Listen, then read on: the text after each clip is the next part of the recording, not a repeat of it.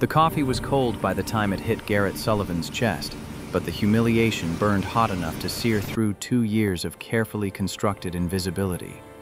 He didn't flinch, didn't move, just stood there with the industrial mop in his hands while the brown liquid soaked through his gray maintenance uniform and dripped onto the marble floor he'd spent the last hour polishing to a mirror shine.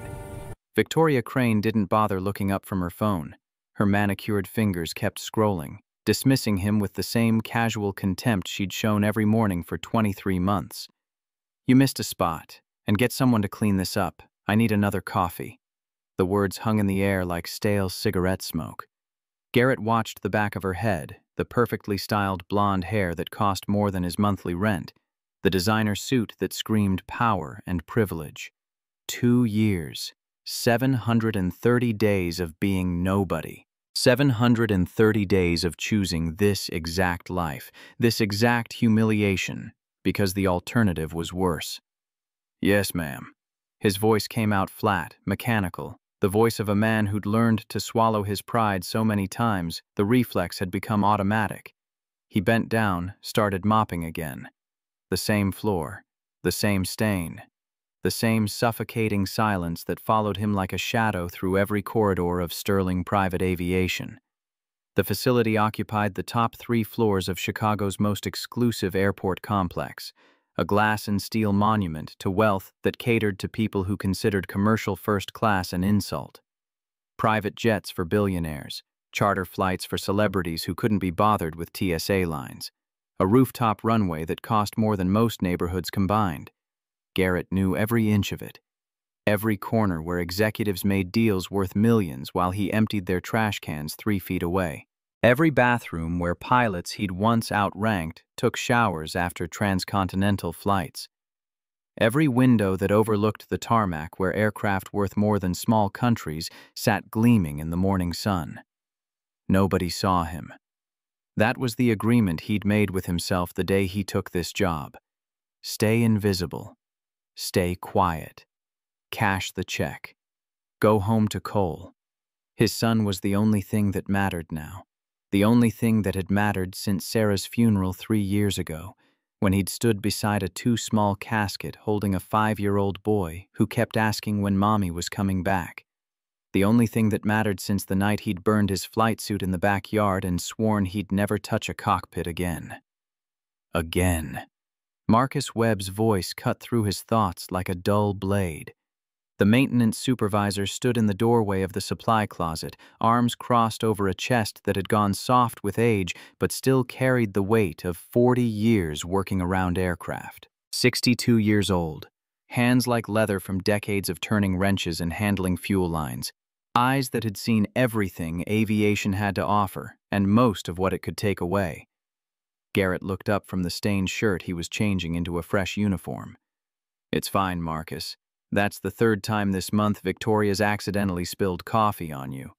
The word accidentally landed with deliberate sarcasm, starting to look less like an accident and more like a pattern. I said it's fine, but Marcus didn't move from the doorway. He just stood there studying Garrett with the same intensity he'd shown every day for the past 2 years, like he was trying to solve a puzzle that refused to make sense. "You know something, Rook? I've worked around pilots my whole life. 40 years in this business. I know what they look like, how they move, how they carry themselves." Garrett's hand stopped on the buttons of his fresh shirt. Nobody had called him Rook in 8 years. Nobody had used his old call sign since the day he'd walked out of Edwards Air Force Base with a duffel bag full of medals he'd never wear and a head full of screams he couldn't silence. "You walk like a pilot. You look at aircraft like a pilot. Hell, I've seen you watching takeoffs like a man watching his first love drive away for the last time. I'm a janitor." "No." Marcus pushed off the doorframe. "You're a janitor now, but that's not what you are." The distinction hit harder than it should have. Garrett finished buttoning his shirt, picked up his mop, tried to move past Marcus without meeting his eyes. "My shift ends at 6. Cole's waiting." But Marcus's hand caught his arm, firm but not aggressive. Just enough pressure to make him stop. Just enough weight to make him listen. "I found something last week. Fell out of your locker when you forgot to close it all the way. The blood drained from Garrett's face. He knew what Marcus had found. Knew it with the same certainty he knew his own heartbeat. The Air Force ID he'd thought he'd thrown away but couldn't quite bring himself to destroy. The one piece of evidence that proved he'd once been someone other than the invisible man mopping floors in a building full of people who'd never know his name. You want to tell me why a former test pilot with 11 years at Edwards is cleaning toilets in my hangar? Garrett pulled his arm free, kept his voice level, kept his face blank. That was a different life, a long time ago. 8 years isn't that long. Marcus's voice softened, shifted from confrontation to something that felt almost like concern. Whatever you're running from, son, it's gonna catch up with you eventually. That's how these things work. You can't hide forever. But Garrett was already walking away, mop in hand, uniform damp at the collar where coffee had soaked through. He didn't have an answer for Marcus. Didn't have an answer for anyone. The truth was buried too deep, wrapped in too many layers of guilt and grief and a specific kind of exhaustion that came from waking up every morning at 3 a.m. to the sound of alarms that only existed in his memory. The apartment was small. 2 bedrooms in Rogers Park, the kind of neighborhood where working people lived paycheck to paycheck, and nobody asked too many questions about your past. Thin walls that let through every argument from the couple next door. A kitchen that barely fit 2 people standing. A bathroom with tiles that had been installed sometime during the Carter administration, and fixtures that groaned every time you turned on the water. But it was home. The only home Cole had known since Sarah died. Mrs. Brennan was dozing on the couch when Garrett walked in, her knitting needles still in her hands, half-finished scarf pooled in her lap. 67 years old, widowed for a decade, with a Boston accent that 40 years in Chicago hadn't quite erased. She'd been their neighbor since Cole was born, the grandmother figure who'd stepped in when Sarah died and Garrett had been too broken to function. Her eyes opened at the sound of the door. "You're home, dear." She set down her needles, stood with the careful movements of someone whose knees didn't work quite like they used to. "Cole's asleep. Been asking for you all evening. I'm sorry it ran late. Don't you apologize to me, Garrett Sullivan." Mrs. Brennan gathered her things, touched his arm with the kind of gentle firmness that reminded him of his own mother. "You're doing the best you can. That boy knows you love him. That's what matters." After she left, Garrett stood in the doorway of Cole's room, watching his son sleep. 8 years old now, growing too fast, changing too quickly, turning into a person Garrett sometimes struggled to recognize. The stuffed elephant Sarah had bought him before she died was tucked under his arm. His face was peaceful in sleep, unmarked by the questions that had started creeping into their conversations over the past few months. Questions Garrett didn't know how to answer. "Dad?" The word came soft, sleepy, barely more than a whisper. Garrett stepped into the room, sat on the edge of the narrow bed. "Hey, buddy. I didn't mean to wake you." Cole's eyes were open now, Sarah's eyes, the same shade of brown that had made Garrett fall in love the first time he'd seen her across a crowded college party. "We learned about airplanes today at school." "Yeah?" Mrs. Patterson showed us pictures. Big ones. She said pilots are heroes. Cole's face grew serious, the way it did when he was working through something important. "Were you ever a pilot, Dad?" The question landed like a punch to the solar plexus. Garrett's throat closed around words that wouldn't come. "Where would you ask that?" "Because you always look at the sky." Cole shifted, pulling the elephant closer. "Mom used to say things before she—" His voice trailed off, the sentence unfinished, because finishing it meant acknowledging something an 8-year-old shouldn't have to understand. "What did Mom say?" "She said you used to fly before I was born, before everything got sad." The words hung between them in the dim light of the bedroom, heavy with implications Garrett had spent 3 years trying to avoid. He looked at his son. This small person who carried half of Sarah's DNA and all of her intuition, who somehow knew things he shouldn't know, and asked questions that cut straight through every defense Garrett had built. That was a different life, buddy. A long time ago. But you could fly again, right? If you wanted to? Some doors close for good reasons, Cole. The boy's face fell, disappointment mixing with something else, something that looked uncomfortably like shame. His classmates' fathers had jobs they could brag about. Doctors, lawyers, engineers, people who wore suits and went to offices and did things that made sense when you were 8 years old and trying to figure out where you fit in the world. Not janitors, not invisible men who came home smelling like industrial cleaner and avoided conversations about what they used to be. Come on. Garrett stood, ruffled Cole's hair. Let's make spaghetti. Your favorite. The boy's face lit up, the questions forgotten for now, replaced by the simple joy of knowing his father was home and dinner was coming. But as Garrett stood at the stove 20 minutes later, stirring sauce that came from a jar because he'd never learned to cook the way Sarah had, his hands gripped the wooden spoon like it was a control stick. In his mind, he was climbing. Always climbing. Into clouds he would never touch again. The nightmare came at 3 a.m. It always came at 3 a.m., as predictable as sunrise, as inevitable as breathing. Lieutenant Jason Rodriguez's face filled his vision. 25 years old, eager, talented, reminded Garrett of himself at that age, back when flying felt like the only thing that made sense in a world that rarely did. What do we do, Captain? What do we do?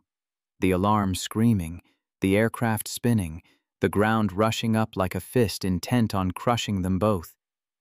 Garrett's hands moving through procedures that should have worked, responses that should have saved them, training that should have been enough. It wasn't enough. Pull up, pull up, pull up. Garrett sat bolt upright in bed, sweat soaking through his shirt, heart hammering so hard he could hear it in his ears. He looked at the clock. 3:17 a.m., same as always. 2 hours and 43 minutes until his shift started. 2 hours and 43 minutes to sit in the dark and remember what it felt like to fail someone who'd trusted him with their life. He didn't go back to sleep. He never went back to sleep.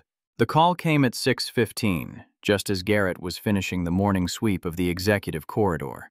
Kate Sterling burst through the main doors like a hurricane given human form. 43 years old, navy suit that probably cost more than Garrett's annual salary, phone pressed to her ear, 2 assistants scrambling in her wake. He'd seen her before, of course. Seen her striding through the building with the kind of confidence that came from never having to worry about money or security or whether you could make rent next month. Seen her in board meetings through conference room windows, making decisions that affected hundreds of lives with the casual authority of someone who'd been born into power and never questioned her right to wield it. But he'd never seen her like this. Never seen the cracks in the armor. Never seen fear. What do you mean, unconscious? Her voice carried across the marble lobby. When did surgery start? How bad? Garrett kept mopping, tried to stay invisible, but the chaos was unavoidable.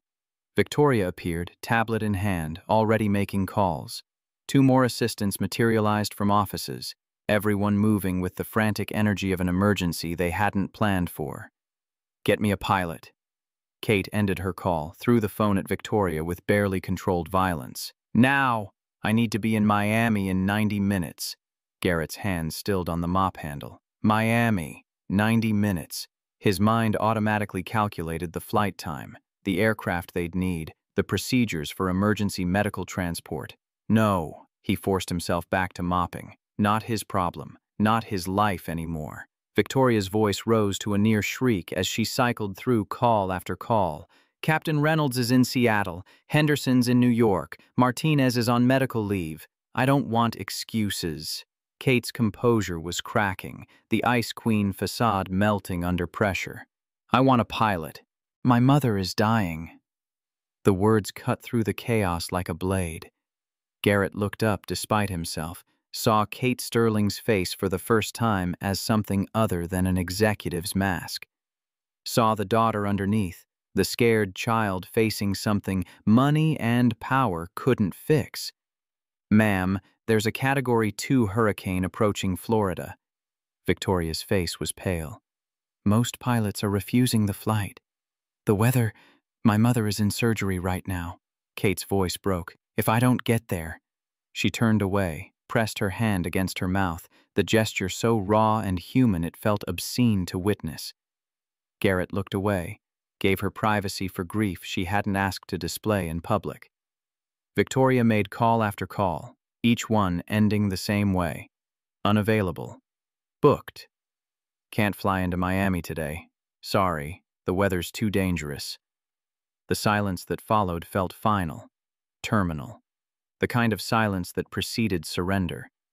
Garrett should have kept mopping, should have stayed invisible, should have remembered the promise he'd made 8 years ago, the vow he'd sworn over Jason Rodriguez's grave. But his mouth opened before his brain could stop it. "I can fly it." 3 words, 12 letters, a grenade with the pin pulled. The entire lobby went silent. Victoria turned first, her face twisted with something between disbelief and rage. "Excuse me?" Garrett set down the mop, stepped forward into the space where executives made decisions and maintenance staff were supposed to remain unseen. "I can fly it. The Gulfstream G650 in Bay 3. I can get you to Miami." Victoria's laugh was sharp, ugly, designed to wound. "The janitor. The janitor wants to fly a $65 million aircraft." Rachel, the younger assistant, covered her mouth, shoulders shaking with barely suppressed laughter. Even the security guard at the door cracked a smile, but Kate Sterling didn't laugh. She walked toward Garrett slowly, heels clicking against the marble like a countdown. Her eyes scanned him from head to toe, taking in the gray uniform, the worn work boots, the calloused hands of a man who scrubbed toilets for a living. "What's your name?" "Garrett Sullivan." She repeated it slowly, testing the weight of it. "Garrett Sullivan. And where exactly did you learn to fly a Gulfstream, Mr. Sullivan?" Garrett met her eyes, held them, let her see something he hadn't shown anyone in 8 years. "Air Force Test Pilot Division, Edwards Air Force Base. 11 years. The laughter stopped. Victoria's smile froze. Rachel straightened up. The entire hangar went silent. Kate's eyes narrowed, searching his face for the lie, for the joke, for any sign this was some elaborate delusion. "Test pilot. Yes, ma'am. You're telling me a former Air Force test pilot is mopping floors in my hangar?" "Yes, ma'am. Why?" Garrett didn't answer. Couldn't answer. The truth was too heavy, too soaked in blood and fire and the sound of metal tearing itself apart. The truth was Jason Rodriguez's face asking questions Garrett still couldn't answer. Kate studied him for another long moment. Then she stepped closer, close enough that he could smell her perfume, expensive and sharp, like everything about her. "Let me make you an offer, Mr. Sullivan." She paused, let the silence build. "Fly this jet to Miami. Land it without a scratch." Her mouth curved into something that might have been a smile if it had contained any warmth. "And I'll give you anything you want." The lobby erupted. Victoria's laughter bordered on hysterical. Rachel doubled over. The assistants exchanged glances that said they'd found their gossip for the next month. The janitor and the CEO. The maintenance man shooting his shot. The invisible man who thought he could be seen. Garrett stood perfectly still while humiliation burned through his chest. This was the cost of breaking invisibility. This was what happened when you forgot your place, when you reached for something beyond the safety of shadows. Kate's smile widened. Cold, triumphant. "Well, Mr. Sullivan?" She said his name like it was the punchline to a joke only she understood. "What do you say?" Garrett felt something shift inside him, something he'd buried 8 years ago, something he'd locked away after the crash, after the funeral, after the second funeral. Jason Rodriguez's voice echoed in his mind, the same question on an endless loop. What do we do, Captain? And for the first time in 8 years, Garrett had an answer. I say we stop wasting time. He met Kate Sterling's eyes, held them without flinching. Your mother's waiting. The laughter died. Garrett turned and walked toward Bay 3. Behind him, Victoria's voice rose to a shriek. Security! Someone stop him! He's delusional! But Marcus Webb stepped in front of the security guard, blocked his path with the solid presence of a man who'd earned his authority through decades of competence. Let him go. Marcus, he's a janitor. I know exactly what he is. Marcus's voice was steady, certain, carrying the weight of those 40 years in aviation. And I'm telling you, let him go.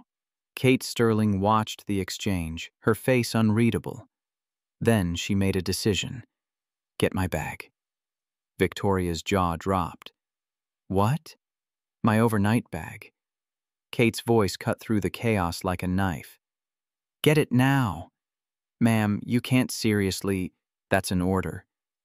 Kate walked toward Bay 3 following Garrett, her heels clicking against concrete in a rhythm that felt like inevitability. The Gulfstream G650 sat waiting in the hangar, white and silver, $65 million of precision engineering gleaming under the industrial lights. Garrett climbed the stairs, his legs feeling strange, heavy, like walking through water. 8 years. 8 years since he'd touched a cockpit. 8 years since Jason. He pushed the thought away, forced himself forward. The cockpit door was open. The seats waited, leather and pristine, exactly like 1,000 cockpits he'd sat in before. Garrett lowered himself into the pilot's chair. His hands trembled. Then muscle memory took over, pushing past fear and doubt and guilt. His fingers found the master switch, the battery, the fuel pumps. Each movement precise, automatic, like riding a bicycle, like breathing. The instruments came alive. Lights blinked on. Gauges stabilized. The aircraft hummed with potential energy, waiting for someone to unlock what it could do. Garrett heard footsteps behind him. Kate Sterling appeared in the cockpit doorway, her face pale, her eyes wide with something that might have been hope or might have been terror. You actually know what you're doing. It wasn't a question. Yes, ma'am. She moved to the passenger cabin, sat down, the seatbelt clicking home with mechanical finality. If you crash my jet, I'll sue you for 3 lifetimes. Understood. Garrett reached for the radio. His voice came out different, transformed, formal and professional in a way that had nothing to do with mopping floors and everything to do with the man he used to be. Sterling Tower, this is November 7-7 Sierra requesting immediate departure clearance. Destination Miami International. Priority medical. Silence on the radio. Then, November 7-7 Sierra. Say again. Pilot identification. Garrett paused. For 8 years, he'd been nobody. A ghost.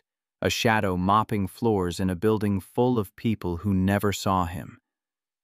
But not today. Captain Garrett Sullivan. Air Force retired. ATP certification number. Alpha Tango 7732. Another pause. Longer this time. Garrett waited, his hands resting on the throttle.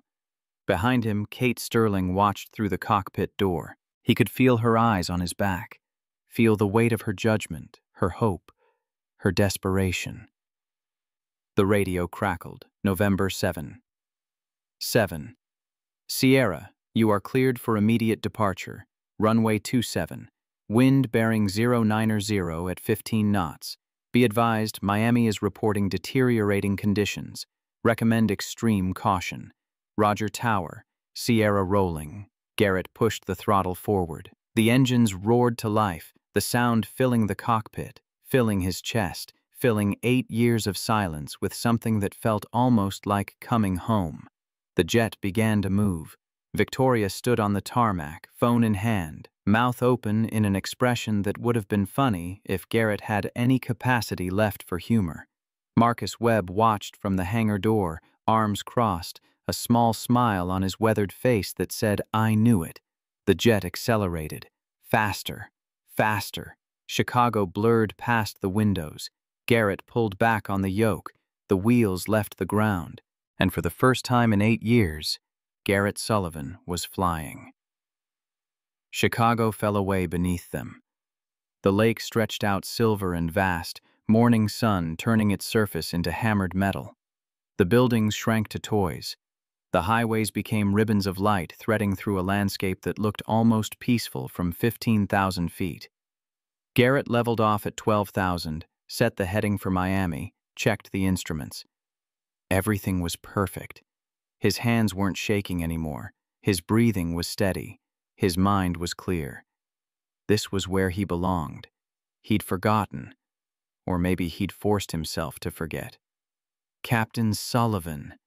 Kate Sterling's voice came from behind him. She'd unbuckled, moved to the cockpit doorway despite his earlier warning about turbulence. "You should stay seated, ma'am. We might hit rough air. I've flown 100 times. I'll risk it." She stepped into the cockpit, stood beside the co-pilot seat, but didn't sit. Her presence filled the small space, bringing with it the scent of expensive perfume and the weight of questions Garrett didn't want to answer. "How long were you in the Air Force?" 11 years. "Test pilot the whole time?" "Last 7 years. Before that, combat missions. 2 tours overseas, Iraq, Afghanistan, other places that don't make the news." Kate was quiet, processing, reassessing everything she thought she knew about the man who'd been invisible for 2 years. "Why did you stop?" The question cut deep, deeper than she could know. Garrett's jaw tightened. "Things change. That's not an answer. It's the only one I have." Kate was silent for another moment. Then she sat in the co-pilot seat carefully, like she was handling something fragile. "My father was a pilot." Garrett glanced at her, first time really looking. "Captain James Sterling, United Airlines, 35 years. Maybe you've heard of him." "I have. He's a legend in aviation circles. He built Sterling Aviation when he retired. Handed it to me 4 years ago." She paused. "We haven't spoken since." "Why not?" "Because I changed things, modernized, made decisions he didn't agree with." Kate's voice hardened. "He called me ungrateful, said I was destroying his legacy." "Were you?" Kate turned to him, surprised by the directness. "No. I was saving it." Garrett nodded, said nothing. Outside the window, clouds built on the horizon, gray and thick, pregnant with the storm they were flying toward. He checked the weather reports. Miami was still open, barely. They'd have a window, maybe 30 minutes. The approach wouldn't be smooth. "Can you do it?" "Yes." Kate accepted this without question. Something had changed in how she looked at him. The invisible man had become visible, had become real, had become someone worth listening to. "Tell me something, Captain Sullivan." "What?" "The truth. Why is a man with your skills cleaning toilets in my hangar?" Garrett's hands tightened on the yoke. The memory came without warning, sharp and immediate. Jason Rodriguez's face, young and terrified. "What do we do, Captain?" The alarm screaming, the aircraft spinning, the ground rushing up like death itself. "Captain!" Garrett blinked. The cockpit snapped back into focus. "I lost someone." The words came out rough, scraped from somewhere deep. "A co-pilot. Lieutenant Jason Rodriguez, 25 years old, first deployment in my unit. Eager, talented, reminded me of myself at that age." Kate didn't speak, just listened. "We were testing a new flight system. High altitude, experimental. Something went wrong with the controls." Garrett's voice flattened, mechanical, the only way he could tell it. The aircraft entered an uncontrolled spin. "I tried everything, every recovery technique, every procedure. Nothing worked. We were falling at 6,000 feet per minute." "What happened?" "I got us down somehow. Emergency landing in a field outside Palmdale. The aircraft was destroyed. And Lieutenant Rodriguez?" Ryan was silent for a long moment. "He didn't survive the impact. The cockpit felt smaller, the air thinner. Outside, the storm built on the horizon, waiting. Kate's voice came soft. The investigation cleared you. Equipment failure. Nothing I could have done. They offered me my command back. Promotion, commendations, everything. But you didn't take it. How could I? Garrett's voice cracked, first time showing real emotion. Every time I looked at a cockpit, I saw his face. Every time I touched the controls, I heard him asking me what to do. Like I had the answer. Like I could save him. He shook his head. I couldn't fly anymore. So I stopped. Kate processed this, her face softening in a way that made her look younger, more vulnerable, more human. And your wife? The assistants mentioned you're a single father. The familiar knife twisted in Garrett's chest. Sarah.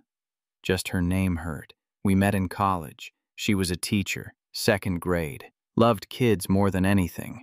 What happened to her? 3 years ago, driving home from work. Rainy night. Drunk driver crossed the median. I'm sorry. Yeah. Garrett stared at the horizon, at the storm building in their path. Me too. So, you lost your co-pilot, then your wife, and then I had a son to raise alone on a janitor's salary because I couldn't get back in the air. Kate leaned back in the seat, let out a long breath. And I made a joke about giving you anything you want. Her voice was tight with something that might have been shame. That was cruel. I'm sorry. Garrett looked at her, really looked. For the first time, he saw past the CEO, past the cold exterior, past the woman who'd humiliated him in front of everyone. He saw a daughter rushing to her dying mother, a woman estranged from her father, someone carrying her own weight, her own grief, her own loneliness. Apology accepted. The radio crackled. November 7. 7 Sierra, Miami. Approach control. Be advised weather deteriorating rapidly. Recommend immediate approach. Garrett keyed the mic. Roger, Miami. Sierra beginning descent. Request vectors for runway 9er right. Sierra, turn right heading 140. Descend and maintain 3000. Expect ILS approach runway 9er right. Right 140, down to 3000. Sierra. Garrett began the descent. The clouds rose to meet them, gray walls building toward something that looked less like weather and more like a physical barrier designed to keep them out.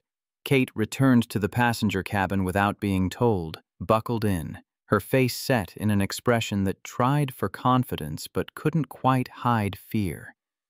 The aircraft entered the cloud layer. The world went gray. Visibility dropped to 0. Rain hammered the windscreen like gravel thrown by an angry god. The turbulence hit hard, immediate, violent.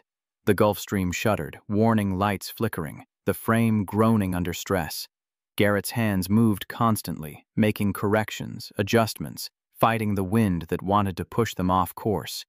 Sierra, you're drifting left, of course. Turn right heading 150. Right, 150. The aircraft bucked, dropped 50 feet in a second. Kate gasped from the cabin. Garrett's voice came calm, steady. It's okay. Just wind shear. I've got it. But the storm was worse than predicted. Much worse.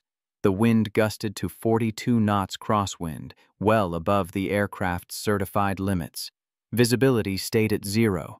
The instruments became everything. Garrett flew by numbers, by feel, by instinct, honed over 1,000 flights in conditions that ranged from merely dangerous to actively suicidal. The altitude unwound. 3,000, 2,000, 1,500. Sierra, you're below glide path. Pull up. Garrett pulled back. The engine screamed. The aircraft climbed slightly, fighting for every foot. Sierra, cleared to land runway 9er right. Wind gusting to 42 knots. Surface winds variable. Sierra cleared to land. 500 feet. The rain was a solid wall of water. 400 feet. The aircraft shuddered, bucked left. Garrett corrected with rudder and aileron, fighting forces that wanted to tear control from his hands. 300 feet. 200 feet. The runway lights appeared through the rain, ghostly and wavering like spirits guiding him home. 100 feet. Garrett crabbed into the wind, held the heading, every muscle tensed. 50 feet. He kicked the rudder, aligned with the center line. 20 feet. The main gear touched, hard but controlled, the impact jarring through the frame. The aircraft bounced once. Garrett held it, brought the nose down, reverse thrust, brakes. The Gulf Stream slowed, slower, and stopped. They were down. Garrett taxied to the gate, shut down the engines, ran through the post-flight checklist with hands that moved on autopilot. For a moment, he just sat there, forehead pressed against the cool metal of the yoke, heart pounding, breath coming fast. He'd done it. Against every odd, against every fear, against 8 years of running from who he used to be. Kate appeared in the doorway. Her face was wet, though whether from rain or tears, Garrett couldn't tell. That wasn't a landing. Her voice shook. That was a miracle. Garrett unbuckled, stood on legs that felt like rubber. It was physics. That's all. No.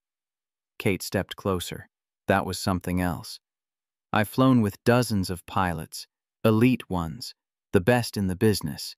She paused. None of them could have done what you just did. Garrett didn't know how to respond, didn't know how to accept praise for something that felt less like skill and more like desperation. He moved toward the exit, but Kate's voice stopped him. Come with me. Where? To the hospital. I should stay with the aircraft. Please. The word surprised, both of them. Kate Sterling didn't beg, didn't ask, didn't show weakness. But here she was, standing in the doorway of a jet that shouldn't have been able to land, asking a janitor she'd mocked 6 hours ago to help her face something she couldn't face alone. My mother's in surgery. My father will be there, and I... She stopped, took a breath. I don't want to face them alone. Garrett looked at this woman who'd humiliated him, who'd made him a punchline, who'd treated him like he was less than nothing. He thought about Cole, about Sarah, about all the times he'd faced darkness alone because there was nobody left to stand beside him. Let me secure the aircraft. Kate nodded, wiped her eyes, walked to the exit. Garrett began the shutdown checklist, his hands moving automatically through procedures ingrained by years of training. But his mind was somewhere else. On Jason. On Sarah. On Cole waiting at home with Mrs. Brennan. On the door that had just cracked open after 8 years of being sealed shut. The hospital corridor smelled like bleach and desperation. Garrett walked beside Kate, still wearing the maintenance uniform that marked him as someone who didn't belong in places where life and death decisions happened behind closed doors. People stared, whispered. A man in work clothes next to a woman in a designer suit. They made no sense together, a puzzle with pieces from different boxes forced into uncomfortable proximity. Kate didn't seem to notice. Her eyes fixed straight ahead, her hands clenched and unclenched at her sides in a rhythm that spoke of barely controlled panic. She's in recovery. That's what they told me on the phone. Recovery. But they wouldn't say more. That's usually a good sign. Is it? If it wasn't, they would have said more. They always do. Kate glanced at him, something flickering in her eyes that might have been gratitude, or might just have been exhaustion. They reached the cardiac unit. A nurse looked up from her station, her face professionally neutral. Mrs. Margaret Sterling, room 412. Family only. He's with me. Kate's voice left no room for argument, carrying the weight of someone accustomed to having orders followed without question. The nurse nodded, pointed down the hall.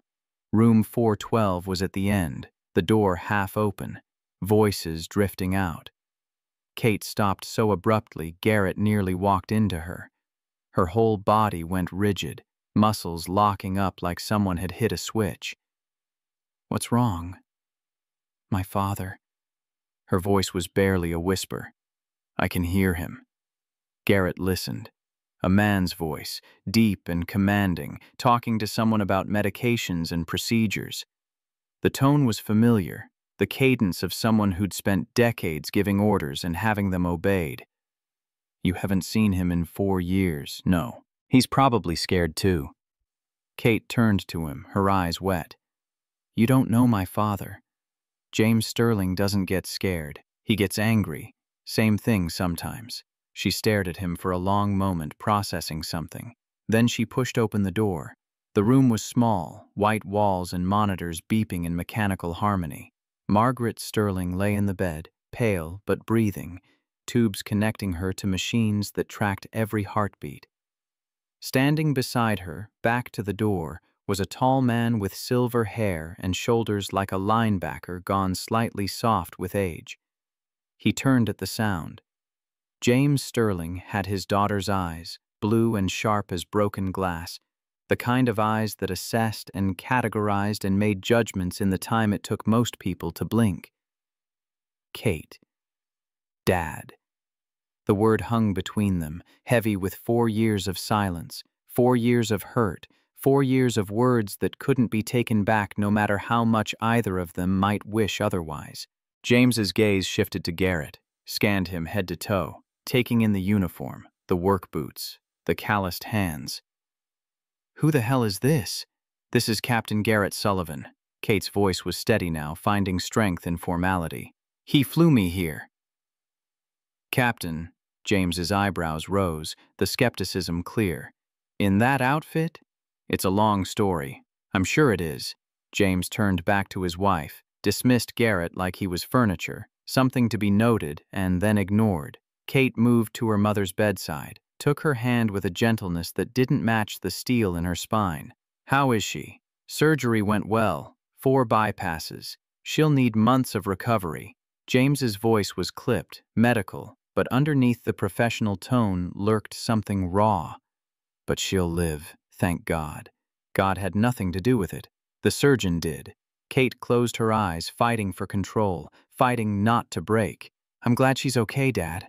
"Are you?" James turned to face her, his voice rising. "Is that why you haven't visited in 4 years? Why you missed her birthday 3 times? Why she cries every time your name comes up? Dad, please." "No." James stepped toward her, closing the distance. "You don't get to walk in here and pretend everything's fine. You abandoned this family for your career, for that company, for—" "I didn't abandon anyone." Kate's voice rose to match his. "You pushed me away. I told you the truth. I told you that you were destroying everything I built. I was saving it. The company was hemorrhaging money. The fleet was outdated. If I hadn't—" "Enough." The word came from the bed, weak and raspy but firm enough to cut through the argument like a blade through fog. Margaret Sterling's eyes were open. She looked between her husband and daughter, her face carrying the exhaustion of someone who'd spent too many years watching people she loved tear each other apart. "Both of you. Stop."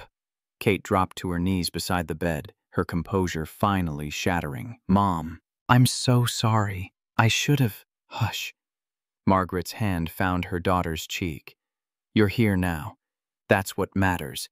James stood rigid, his jaw tight, his hands clenched at his sides like he was physically restraining himself from continuing the fight. Margaret looked at him, her eyes carrying the weight of decades of marriage, of knowing someone well enough to see past their armor. "William, sit down. I'm fine standing. I almost died. Sit down." Something broke in James's face, just for a second. A crack in the armor he'd worn so long it had become part of his skin.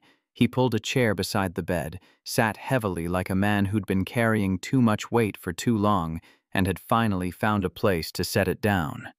Margaret looked at Garrett, still standing by the door, still invisible, except he wasn't invisible anymore, and that fact seemed to confuse everyone, including himself. "And who is this young man?" "Captain Sullivan." Kate's voice was stronger now, grounded by her mother's presence. "He flew me through a hurricane to get here." Margaret's eyebrows rose despite her exhaustion. "Through a hurricane?" The weather was deteriorating. Garrett kept his voice neutral. "We had a window. I took it." "He landed in 42-knot crosswinds," Kate added, her tone carrying something like awe. "In 0 visibility. It was the most incredible thing I've ever seen." James's head turned, his eyes narrowing, the dismissal gone and replaced by something else. "What aircraft?" "Gulfstream G650. Crosswind limit on a G650 is 38 knots. I know. You exceeded it by 4 knots. James leaned forward slightly. That's either brilliant or suicidal. Garrett met his gaze, held it without flinching. Depends on the pilot. The silence stretched, pregnant with assessment. James studied him with new interest, the way a master craftsman might examine another's work, looking for flaws and finding fewer than expected. Where did you train? Edwards Air Force Base, Test Pilot School, class of 2010. James's expression shifted, something moving behind his eyes. Edwards. I lectured there. Guest instructor 2007 and 2008. Advanced Instrument Procedures. I know, sir. I read your book, Flying the Edge, required reading for the program. For the first time, James almost smiled. The expression transformed his face, made him look younger, more human, less like a monument to aviation history, and more like someone who'd once been young and uncertain and learning just like everyone else. And what did you think of it? Read it 3 times.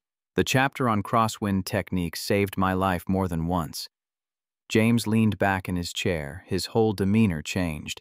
The anger was still there, buried deep, but overlaid now with something that looked like respect.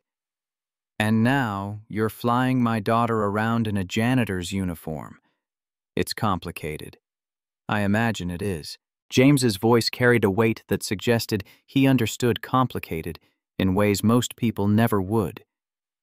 Margaret cleared her throat, the sound small but effective. William, leave the poor man alone. She looked at Garrett with eyes that had seen decades of pilots and their particular brand of damage. Thank you for bringing my daughter home. It's been too long. Garrett nodded. You should rest, ma'am. I intend to. Her eyes moved to Kate. But first, I want you two to talk. Really talk. Not about the company, not about the past. Just talk. Mom, for me, please. Kate looked at James. He looked at her. 4 years of silence sat between them like a physical barrier, a wall built from pride and hurt, and the particular kind of damage that comes from loving someone and not knowing how to show it without causing pain. I'll be in the waiting room. Garrett moved toward the door before anyone could respond. He left the Sterling family to their reunion, their reconciliation, whatever this moment would become. The waiting room was empty except for a television playing news nobody was watching. Garrett sat in a plastic chair designed to be uncomfortable enough to discourage long stays, stretched his legs, let out a breath he didn't know he'd been holding.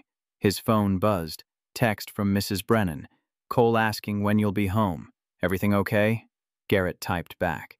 Flight ran long. Might be tomorrow. Okay to stay? Of course, dear. He's already asleep. Be safe. Garrett stared at the phone, his son's face on the lock screen from last summer, smiling, gap-toothed. Perfect. What was he doing here, 1,000 miles from home, in a hospital waiting room for a woman who'd humiliated him 12 hours ago? But something had shifted on that flight, something he couldn't name or define but could feel changing the shape of his future. He closed his eyes, just for a minute, just to rest. The dream came immediately, no transition, no warning. Jason Rodriguez's face, young and terrified, the cockpit spinning around them. What do we do, Captain? What do we do? The alarm screaming, the ground rushing up, the sound of metal tearing itself apart under stresses it was never designed to withstand. Garrett's hands moving through procedures, through responses, through training that should have been enough, but wasn't. Never was. Garrett, he jerked awake. Kate stood in front of him, her face showing the exhaustion of someone who'd fought a war and wasn't sure if they'd won or lost. You were talking in your sleep. Garrett rubbed his face, trying to push away the images that clung like smoke. Bad dream. The crash. He didn't answer. Didn't need to. Kate sat in the chair beside him, close enough that he could feel the warmth of her presence. We talked. My father and I. And it was hard. We said things. Honest things. She paused, her hands folded in her lap. he cried. I've never seen my father cry. First time for everything. I'm staying the night. Maybe a few days until she's stable. Kate turned to face him fully. The jet needs to go back to Chicago. The company needs it. I can fly it back. Kate shook her head. That's not what I'm asking. She reached into her bag, pulled out a folded paper, handed it to him. I'm asking you to stay, here in Miami, until I'm ready to go back. Ms. Sterling. Kate, please. Kate, I have a son at home. I know. I'll arrange for him to come here. Mrs. Brennan, too, if she's willing. First-class flights, hotel suite, whatever they need. Why? Kate was quiet for a moment, her eyes on the floor, her voice dropping to something barely above a whisper. Because for the first time in 4 years, I feel like something might be okay. And you're part of that. We met 12 hours ago. I know. She looked up at him, and in her eyes Garrett saw something he recognized, the mirror of his own isolation reflected back. And in those 12 hours, you've shown me more about courage and integrity than anyone has in years. She paused. I meant what I said on the jet, about owing you an apology, about being cruel. You already apologized. Words are cheap. Kate pulled out another piece of paper, unfolded it carefully. I want to do something real. When we get back to Chicago, I want you to read this. Garrett took the paper, didn't open it. What is it? A job offer. Senior pilot position. Sterling Aviation. Full salary. Benefits. Everything. Garrett's chest tightened, the air suddenly too thin. I'm a janitor.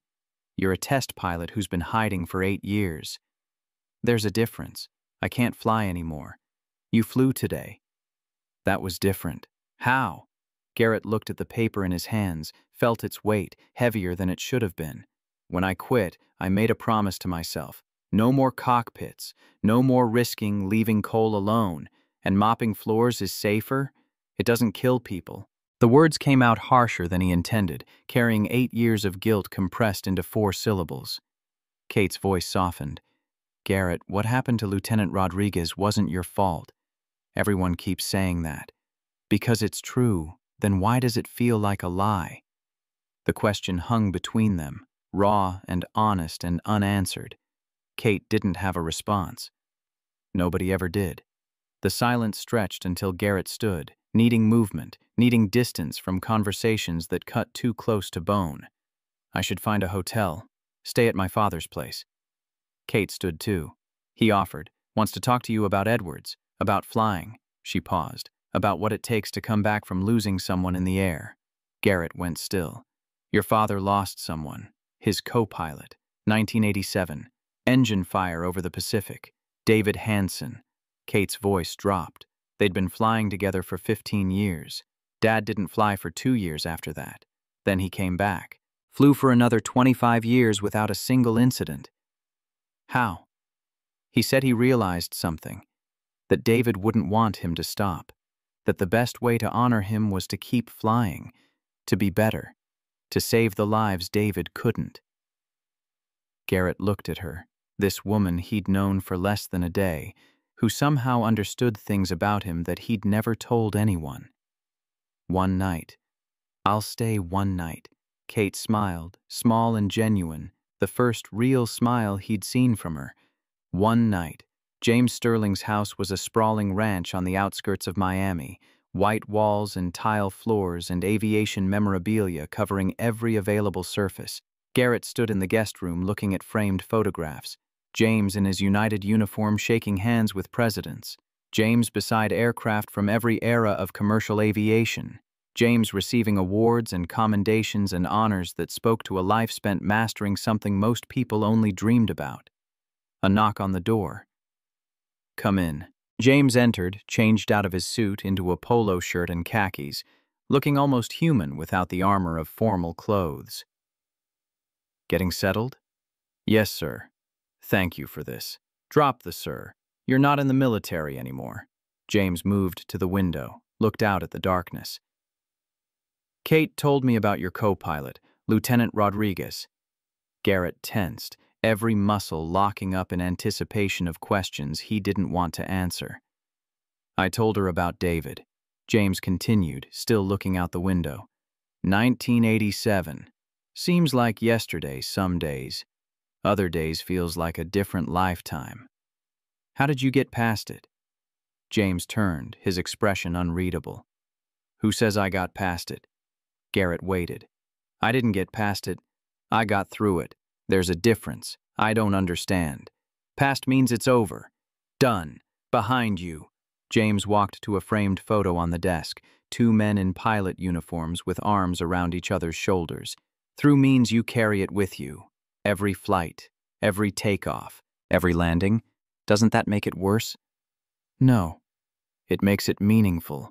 James picked up the photo, held it like something precious. David Hansen. Best pilot I ever knew. Better than me, if I'm honest. The day he died, I wanted to die too. What changed? His wife, Maria. James set down the photo. 3 months after the crash, she showed up at my door. I thought she was going to scream at me. Blame me. I was ready for it. Hell, I wanted it. What did she do? She hugged me. James's voice cracked just slightly, just enough to show the man underneath the legend. Told me David would be furious if I quit flying. Said he'd haunt me for the rest of my life if I wasted the gift he saw in me. She was right. David would have been furious. He loved flying more than anything except Maria. To throw that away because of grief would have been an insult to everything he believed in. Garrett absorbed this, let it settle into the empty spaces where certainty used to live. My wife believed the same thing. Sarah. She always said I was born to fly. Kate told me she passed. Car accident. Yeah. 3 years ago. I'm sorry. Garrett looked at his hands, the same hands that had held Sarah as she died, that had carried Cole through his first steps, that had cleaned toilets for 2 years because it was the only work he trusted himself to do. She left me a letter. I found it after the funeral. Never opened it. James's eyebrows rose. Why not? Because I knew what it would say. That I should fly again. That I should stop hiding. That Cole needed to see his father whole. Garrett's voice cracked. And I wasn't ready to hear it. Are you ready now? The question cut deep. Deeper than anything Kate had asked. Deeper than anything Garrett had asked himself in 8 years of avoiding mirrors, both literal and metaphorical. I don't know. Then maybe it's time to find out. James walked to the door, paused. Get some sleep, Captain. Tomorrow, if you want, I'll show you something. What? James smiled, the expression genuine now, carrying warmth that transformed his entire face. The first aircraft I flew after David died. I keep it in the hangar out back. Old Cessna 172. Nothing fancy. But it's where I learned that flying wasn't about forgetting the dead. It's about honoring them. He left. Garrett stood alone in the guest room, the photographs staring down at him like silent witnesses. He pulled out his phone, found the contact he'd been avoiding. Mrs. Brennan answered on the second ring, her voice carrying the gentle concern of someone who'd watched him struggle for 3 years. Garrett? Everything all right, dear? Can you do something for me? Of course. What do you need? In my bedroom, top dresser drawer, there's a white envelope, Sarah's handwriting on the front. Can you take a picture and send it? Silence on the other end, heavy with understanding. Of course. Give me 5 minutes. Garrett sat on the bed, waited, his heart pounding for reasons he couldn't articulate. His phone buzzed. The picture was slightly blurry, but he could read Sarah's handwriting clearly. For Garrett, when you're ready. He stared at it for a long time, traced the letters with his eyes, her handwriting, her words, her love still reaching out from beyond a grave that should have separated them forever. Then he typed, "Don't open it. I'll read it when I get home. But thank you. Is everything okay?" Garrett thought about the question, about the flight, about Kate. about James, about the door that had cracked open after 8 years of darkness. I think it might be, for the first time in a long time. He set down the phone, lay back on the bed, let himself remember Sarah. Not the accident, not the funeral, not the empty bed and the silence that followed. Her laugh, her smile, the way she would look at him when he talked about flying, like he was describing magic, like he was showing her a world she could only glimpse through his eyes. "You were born for the sky, baby." She used to say that, usually late at night when they were tangled together and the world felt small and manageable. Don't you ever forget that. He hadn't forgotten. He had just been too afraid to remember. The Cessna was older than Garrett. James pulled back the hangar doors the next morning, revealing a white and blue aircraft that looked like it belonged in a museum dedicated to aviation's simpler past. 1965. Bought her the day after David's funeral. Flew her for the first time 3 weeks later. 3 weeks. Couldn't do it sooner. James ran his hand along the wing, gentle, like touching an old friend. Kept walking to the hangar, sitting in the cockpit, then walking away. But eventually, the need to fly was stronger than the fear. Why keep her? Because she reminds me. James opened the cockpit door. Every time I look at her, I remember what it felt like to be so broken I couldn't move. And then I remember what it felt like to move anyway. He gestured to the pilot's seat. "Get in." Garrett hesitated. This isn't a G650. No autopilot, no fancy instruments, just you in the sky. James's voice was firm, carrying the authority of someone who'd taught thousands of pilots over decades of instruction. "If you can fly this, you can fly anything. I'm not checked out on small aircraft anymore. I am. I'll handle the legal side. You just fly." Garrett climbed into the left seat. The cockpit was cramped, claustrophobic compared to the spacious jets he'd flown in the Air Force. Basic gauges, analog everything, nothing to hide behind. Start the checklist. Garrett's hands moved, muscle memory overriding conscious thought. Master switch, fuel selector, mixture rich, clear prop. He turned the key. The engine coughed, sputtered, caught. The propeller spun into a blur. The sound was different from a jet, rougher, more immediate, more alive. Taxi to runway 24. Garrett released the brakes. The Cessna rolled forward, responding to his inputs with mechanical simplicity. His feet worked the rudder pedals, awkward at first like learning a foreign language, then smoother as ancient training reasserted itself. They reached the runway, empty except for them and the morning sun and the weight of everything that had led to this moment. "Your aircraft."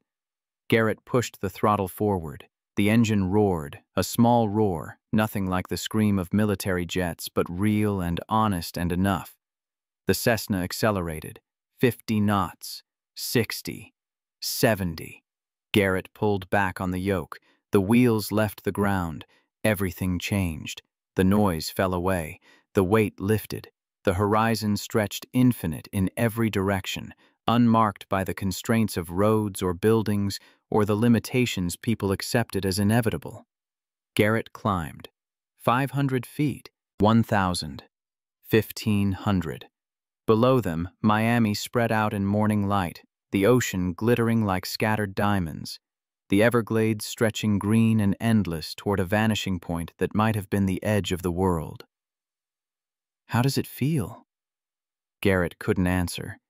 His throat was too tight, blocked by something he didn't have words for and wouldn't have been able to voice, even if he did. "First time I flew after David, I cried for 20 minutes. James's voice was gentle now, stripped of authority, just one pilot talking to another. Just circled the field, crying like a baby. Couldn't help it. Garrett blinked. His vision was blurry. There's no shame in it. You're not just flying. You're coming home. Garrett leveled off at 3,000 feet. The Cessna hummed, steady and faithful, a machine doing exactly what it was designed to do without complaint or hesitation. I've been so angry. The words came without planning, pulled out by altitude and honesty and the particular clarity that comes from being suspended between earth and sky. At the aircraft that killed Jason, at the drunk driver who killed Sarah, at God, the universe, whatever. Just angry. Anger's easy. It's a wall you can hide behind. James pointed out the window. See that cloud? The one shaped like a fist. Garrett looked. A cumulus formation, bunched and tight, looking almost solid. That's what anger looks like. Tight, dense, ready to explode. James pointed higher. Now look at that one. A cirrus cloud, thin and stretched, spread across the sky like silk pulled to translucence. That's what anger becomes when you let it go. It doesn't disappear. It just expands, becomes part of something bigger. Garrett watched the clouds, the fist and the silk, the before and the after. How long did it take you? Years. And I'm still working on it. James shrugged. But that's the point. It's not about finishing. It's about trying. Every day, every flight. Garrett turned the Cessna, banked gently, the wing dipping toward the ocean. My son doesn't know I can fly. I never told him. Why not? Because if he knew, he'd want me to do it. And I wasn't ready to explain why I couldn't. Maybe it's time to show him instead of explaining. Garrett thought about Cole, 8 years old, asking questions, looking at the sky with the same wonder Garrett had felt at that age before the world taught him that wonder was dangerous, and love was temporary, and the people you trusted with your life could die screaming your name. You sure about this, Captain? Jason's voice, calm now, no longer panicked, no longer terrified, just present. Always present. Ready as I'll ever be, Lieutenant. Then let's show them what we can do. They flew for another 30 minutes, carving patterns in the morning air, writing messages in contrails that would fade before anyone on the ground could read them. Garrett felt something loosening in his chest, some knot that had been tied 8 years ago, finally beginning to unravel. Not gone, not healed, but different. Take us back. Garrett turned toward the airport. The Cessna descended, dropping through layers of air that felt like falling through time itself. Each 1,000 feet marking another year of running, another layer of fear, another excuse for not being who he used to be. The landing was rusty, a small bounce, embarrassing for someone who'd once been considered among the best pilots in the Air Force. But safe. Always safe. They taxied back to the hangar, shut down the engine. In the silence that followed, James spoke. Kate's been alone for a long time. She dates, goes to galas, has 100 people around her every day, but alone in the ways that matter. Why? Because she watched me push everyone away after David died, watched me become hard, cold, protected. James unbuckled his harness, and she learned it. Learned that vulnerability was weakness, that letting people in meant getting hurt.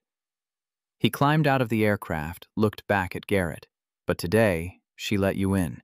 A janitor she'd mocked, a stranger. She let you see her scared, crying, asking for help. That's not nothing, Captain, that's everything. I'm not looking for a relationship. Neither was I when I met Margaret. Neither is anyone when they meet the person who changes everything. James walked toward the house, paused, turned back. But here's the thing about change. It doesn't ask permission. It just happens, and you either fight it or flow with it. He disappeared into the house. Garrett sat in the cockpit alone, the instrument panel dark, the silence complete and profound. He looked at his hands, the same hands that had mopped floors for 2 years, that had landed a jet in a hurricane, that had held Sarah as she died, that had carried Cole through his first steps. They were capable of so much more than he had allowed them, so much more than fear had permitted. He climbed out of the Cessna, walked toward the house, toward whatever came next. Tomorrow, he would fly home. Tomorrow, he would read Sarah's letter. Tomorrow, he would tell Cole the truth. And maybe, just maybe, he would take the first step toward who he was meant to be instead of who he'd forced himself to become. The flight back to Chicago was different. Kate sat in the co-pilot seat this time, monitoring instruments with the basic knowledge James had taught her years ago before their relationship fractured under the weight of his expectations and her ambitions. "You're different." "Different how?" "Lighter. Like you set something down." "Maybe I did. My father partly. And the Cessna. And just time, I guess." Kate nodded, didn't push, respected the boundaries he was still learning to define. "I thought about your offer, the pilot job. And I need time. Have to talk to my son. Read something important. Figure some things out. Take all the time you need. You don't even know if I'll say yes." "I know." Kate looked at him, and in her eyes was something that might have been faith, or might have been hope, or might have been the particular kind of certainty that comes from recognizing something you've been looking for without knowing you were searching. "But something tells me you will. When you're ready." They landed in Chicago as the sun was setting, painting the sky in colors that had no names and would exist for only minutes before fading into darkness. Marcus was waiting by the hangar, arms crossed, the hint of a smile on his weathered face. "Heard you made quite an impression in Miami. Word travels fast." Instantly, Marcus's smile widened. Victoria's been losing her mind trying to figure out how a janitor landed a G650 in a hurricane. What's she saying? That you got lucky? That Kate's lost her mind? That the company's going to crash and burn if they give you a pilot position? She knows about the offer. Everyone knows. Kate made sure of it. Garrett looked at Kate. She shrugged, unapologetic. "I wanted it official. No more hiding. No more pretending you're something you're not." The words hit Garrett somewhere deep, in the places he'd learned to protect through careful avoidance and strategic invisibility. No more hiding. No more pretending. That was exactly what he had been doing for 8 years. Hiding from the sky. Pretending to be a janitor. Living a life smaller than he was designed for. Safer than he was built to withstand. "I need to get home. Cole's waiting. I'll have a car take you." Kate touched his arm, the gesture brief but weighted with meaning. "Think about the offer." "And Garrett?" "Yeah? Whatever you decide, thank you. For everything." He nodded, walked to the waiting car, felt the weight of eyes watching him cross the distance between who he'd been and who he might become. The drive home felt like crossing into another world, the same streets and buildings transformed by knowledge that couldn't be unlearned, understanding that couldn't be ignored. Mrs. Brennan was dozing on the couch when he walked in, her knitting needles in her lap, the scarf she'd been working on for 6 months finally nearing completion. She woke at the sound of the door. "You're back, dear. Sorry it took so long. Don't apologize." She stood, gathered her things with the efficient movements of someone who'd been doing this particular kindness for 3 years. "Cole's asleep. Been asking for you all day. Thank you for everything." Mrs. Brennan paused at the door, her hand on the knob, her eyes carrying the weight of things she'd seen and understood without needing explanation. "That envelope. The one from Sarah. I found it. It's on your dresser." "I know. Are you going to read it?" Garrett took a breath, deeper than any breath he had taken in years, pulling air into lungs that had forgotten how to expand fully. "Tonight. I'm going to read it tonight." Mrs. Brennan smiled. First time he had ever seen her smile like that, warm and hopeful and proud in a way that suggested she saw something in him that he was only beginning to glimpse in himself. "Good. It's been waiting long enough." She left. Garrett walked to Cole's room, cracked the door, watched his son sleep curled on his side with the stuffed elephant under his arm, breathing slow and steady, safe in ways Garrett had spent 3 years ensuring and 8 years running from. He sat on the edge of the bed, watched his son breathe. Let the simple fact of Cole's existence anchor him to decisions he was about to make. "I'm sorry I was gone." The words came out whisper soft. "But I'm back. And things are going to be different now. I promise." Cole stirred, didn't wake, his face peaceful in the particular innocence of childhood sleep.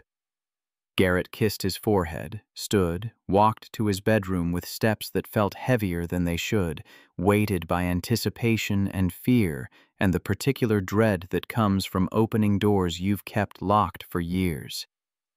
The envelope sat on his dresser, exactly where Mrs. Brennan had left it.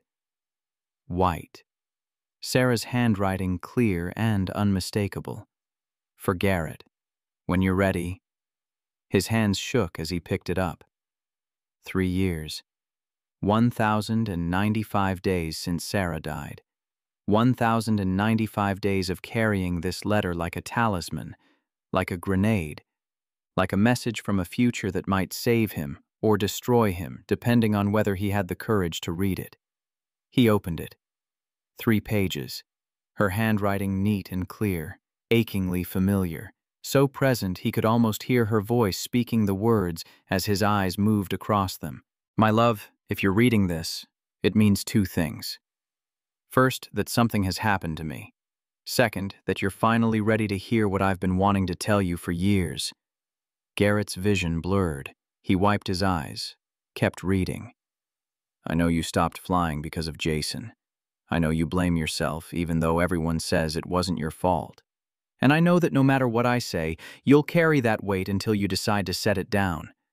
He could hear her voice, like she was sitting beside him, like she had never left, like death was just another room in a house they still shared.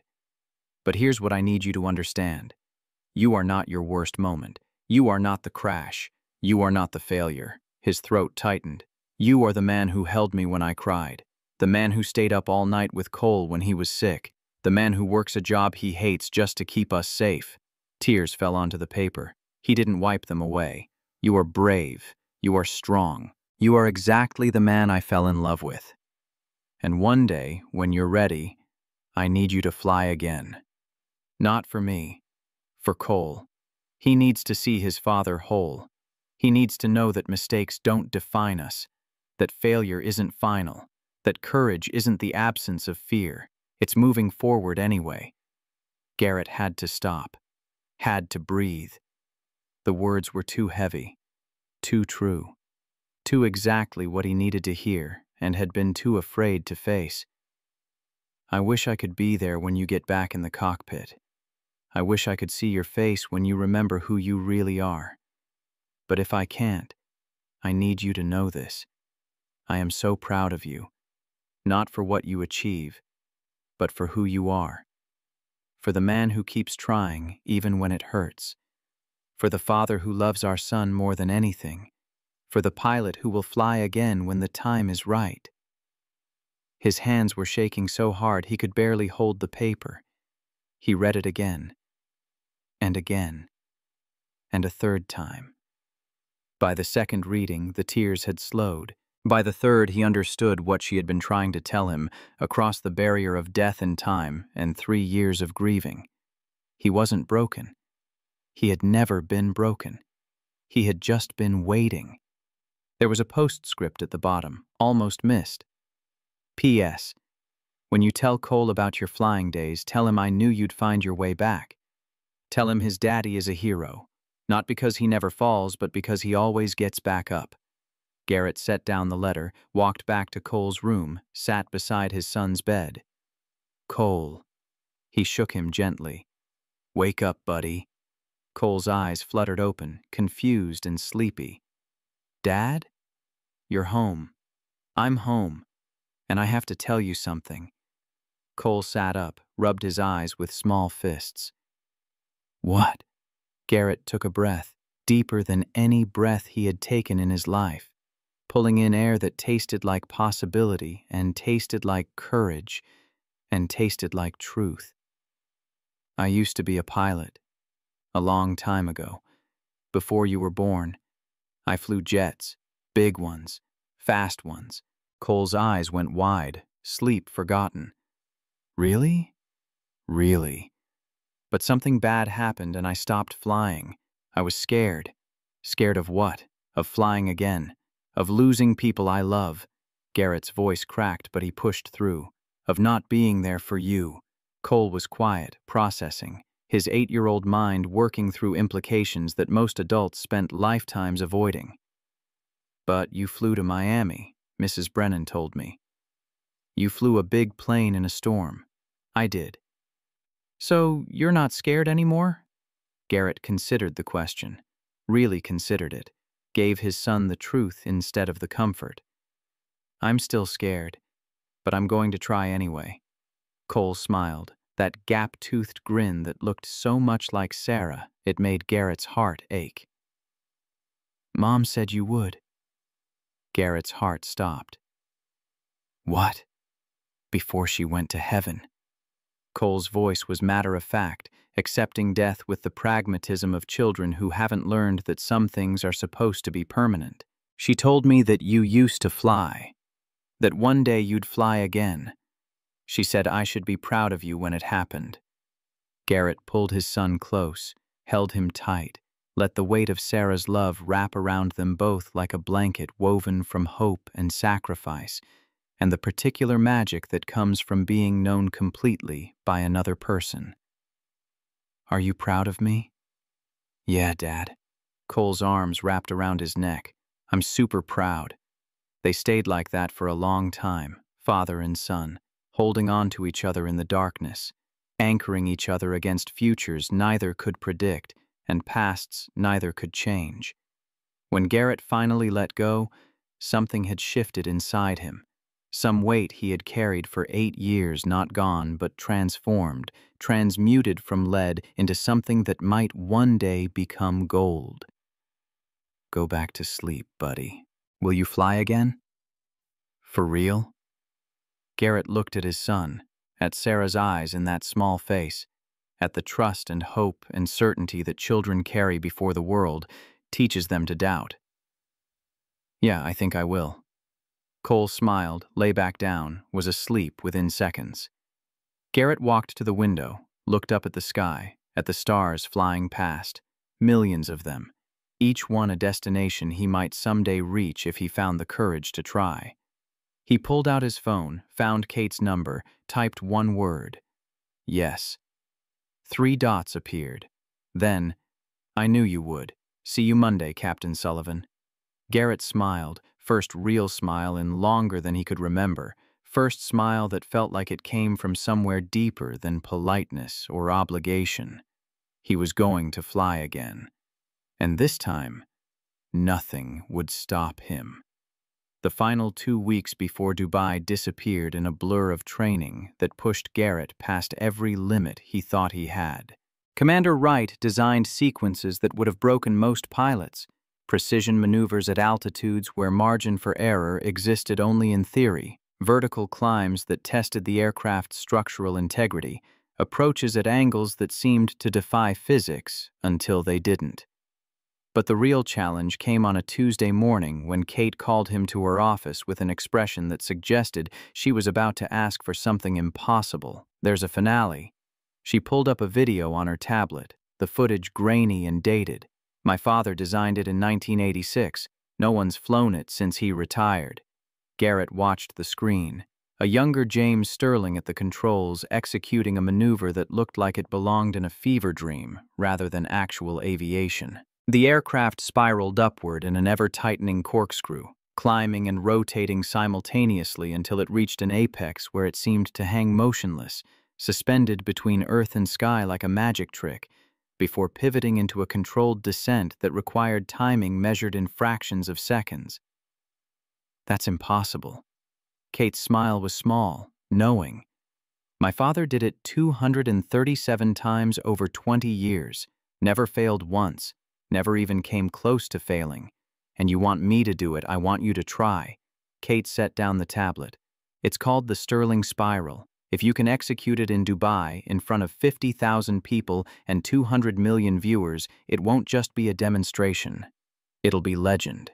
Garrett watched the video again, his pilot's brain automatically calculating G-forces and rotation rates and the 1,000 variables that would have to align perfectly for this to work. "And if I can't?" "Then we do something else." Kate's voice softened. "But I've watched you fly, Garrett. I've seen what you can do when you stop thinking and start trusting." If anyone can bring this back, it's you. The first 15 attempts were catastrophic in ways that made failure feel inevitable. Too slow and the aircraft stalled before reaching the apex. Too fast and the spiral widened into uselessness. Too steep and the G-forces built toward unconsciousness. The simulator punished every miscalculation with digital death, reminding Garrett that in the real aircraft there would be no reset button, no second chances, no room for almost. Commander Wright watched Attempt 12 with growing concern. Maybe we should consider a backup finale. No. Garrett, this maneuver has a 90% failure rate, even among pilots who've been practicing it for months. You've had 2 weeks. Then I need to practice more. There's brave and there's stupid. Wright's Texas drawl made the words sound almost gentle. You're pushing towards stupid. I can do this. Wanting to and being able to are different things. Then watch me prove they're not. Attempt 16 nearly killed him, even in the simulator. The spiral tightened too quickly. The G-forces built too fast. His vision narrowed to a pinpoint before the whole world went gray, and the simulation ended with a crash that would have left nothing but debris and regret. Garrett sat in the dark cockpit afterward, hands shaking, wondering if Kate's faith in him was misplaced, if some maneuvers were impossible for a reason, if legends should stay where they belonged, in the past, performed by people who weren't carrying the weight of everyone they'd already failed. His phone buzzed. Text from Cole. Tommy's dad said you're going to crash in Dubai. I told him he's wrong. You won't crash, right, Dad? Garrett stared at the message, at the faith compressed into 7 words, at the trust his son placed in abilities Garrett wasn't sure he possessed. He thought about Sarah's letter, about flying for something instead of away from it, about what it meant to be a hero in the eyes of an 8-year-old boy who still believed his father was invincible. He climbed back into the simulator. Attempt 17, the breakthrough came on attempt 23 at 2 in the morning, when exhaustion had burned through the part of his brain that tried to control everything and left only instinct. Garrett stopped thinking about the maneuver and started feeling it, let his hands move without conscious direction, trusted the aircraft to respond the way physics demanded, rather than the way fear suggested. The spiral tightened. The G-forces built. 3, 4, 5, the weight of multiple selves pressing down. His vision narrowed, but he'd learned to fly through that, to trust instruments when eyes betrayed. The aircraft climbed and rotated, scribing a helix in virtual sky that would have been beautiful if there'd been time to appreciate beauty. The apex approached, the moment when the aircraft would either pivot into history or tumble into failure. Garrett felt it in his bones before his instruments confirmed it, the precise instant when upward momentum equaled gravitational pull, when the aircraft hung motionless like a hummingbird, considering its options. Now! He kicked the rudder, pulled the yoke with pressure calibrated through hundreds of hours of training and thousands of hours of flight time accumulated across a lifetime of choosing the sky. The aircraft pivoted. Clean, perfect, controlled. For one impossible second, it pointed straight up at stars the simulator couldn't show, balanced on thrust alone, defying everything that wanted to pull it down. Then gravity reasserted itself, and Garrett was falling, nose down, accelerating, the altimeter unwinding like a countdown to either triumph or disaster. He held the dive longer than felt safe, longer than training suggested, trusting the physics he'd spent decades learning to respect.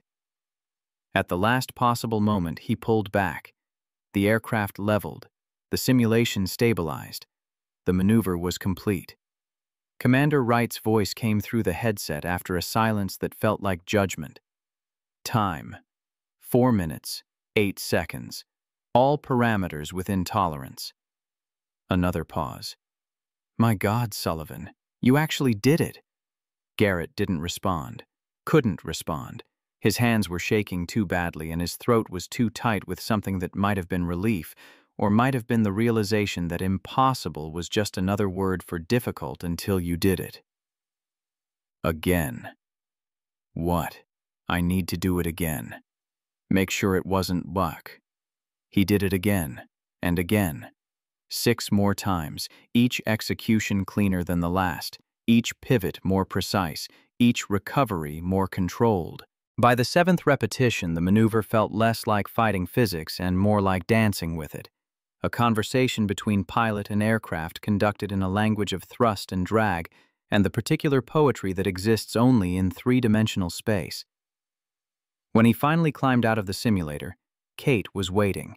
She'd been there for all 7 attempts, watching through the observation window, her face showing emotions Garrett couldn't quite read. Pride mixed with something that looked almost like fear. Hope tempered with the understanding that what worked in simulation would be exponentially harder in actual sky with actual consequences.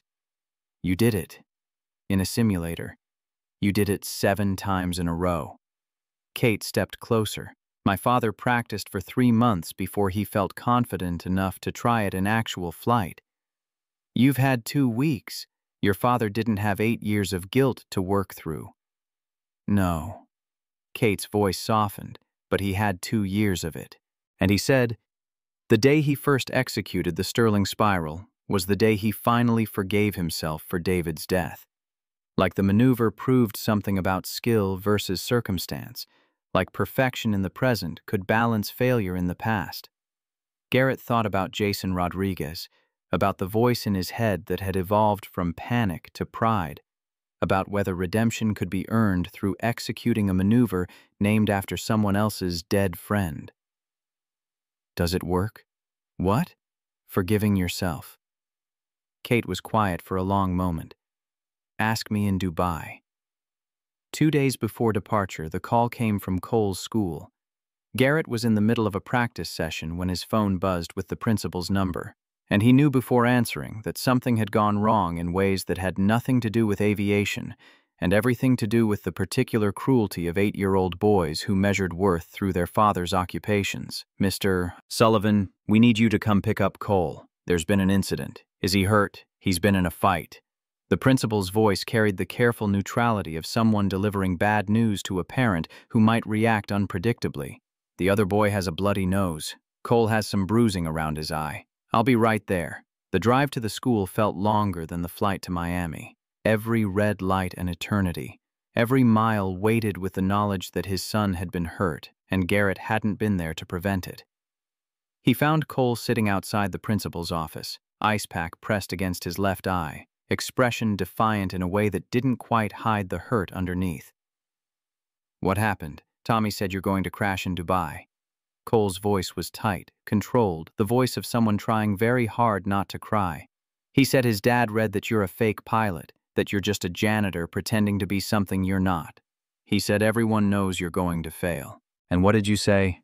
I said you're a hero, that you flew through a hurricane and passed tests that nobody passes, and you're going to Dubai to show the whole world how good you are. Cole's face crumpled slightly, and they laughed. All of them. They laughed like it was the funniest thing they ever heard. Garrett knelt down, ignored the principal hovering nearby, focused entirely on his son. So you hit him. He said you were a loser, that I was a loser for believing in you.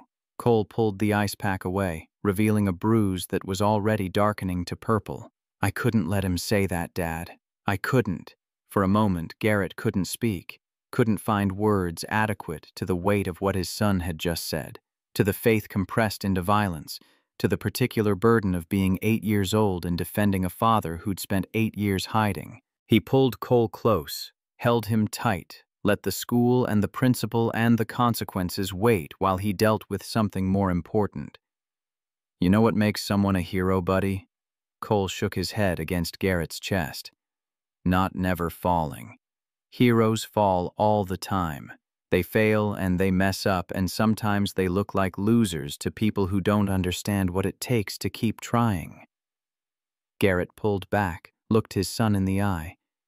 Heroes are people who get back up, Who try again even when everyone laughs? Who keep going because the people they love believe in them even when they don't believe in themselves? Are you a hero, Dad? I'm trying to be. Garrett's voice caught. For you. Always for you.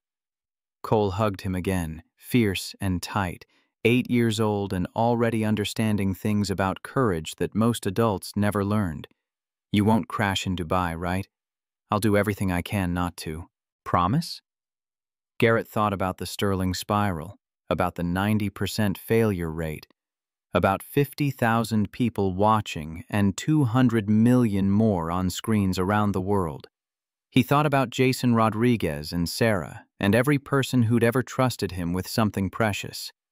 I promise I'll give it everything I have. That's good enough. The suspension was 3 days. Garrett spent them with Cole, taking him to the simulator, showing him the cockpit of the Gulfstream, explaining the physics of flight in terms an 8-year-old could understand. On the 3rd day, Cole asked to see the Sterling spiral on video. They watched together, James Sterling's younger self executing the maneuver with precision that looked effortless but had required thousands of hours to achieve. Cole's eyes went wide as the aircraft spiraled upward, hung motionless, pivoted into descent. You're going to do that? I'm going to try. In front of everyone? In front of everyone. Cole was quiet for a long moment, processing implications. What if you mess up? Then I mess up in front of everyone and we deal with it. But you won't mess up. How do you know? Cole smiled, that gap-toothed grin that looked so much like Sarah it made Garrett's heart ache. Because you're my dad, and my dad doesn't give up. The flight to Dubai was 14 hours of anticipation compressed into a metal tube traveling at 600 miles per hour. Cole spent the first 3 hours glued to the window, watching clouds that looked like continents and oceans that stretched to horizons that seemed infinite.